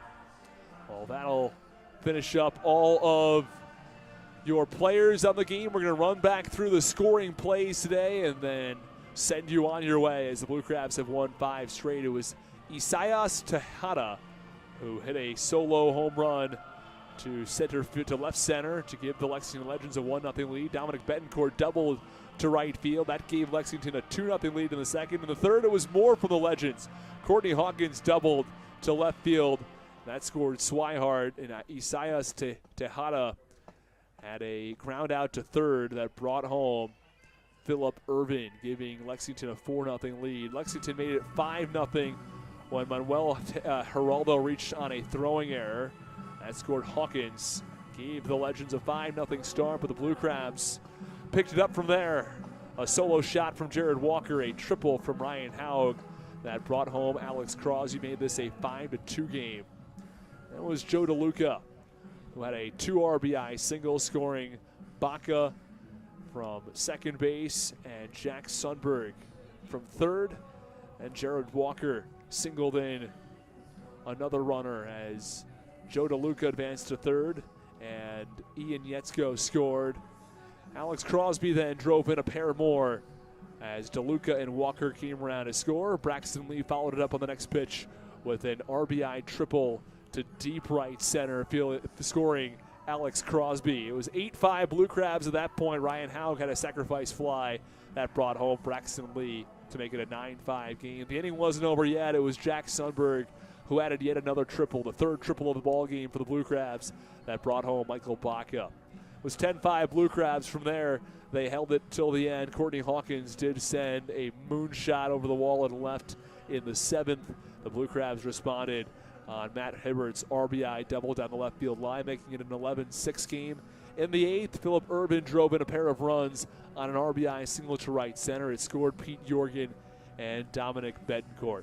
11-8 the final score from Regency Furniture Stadium. The Blue Crabs, winners of their 5th straight. They've also won 8 of their last 9.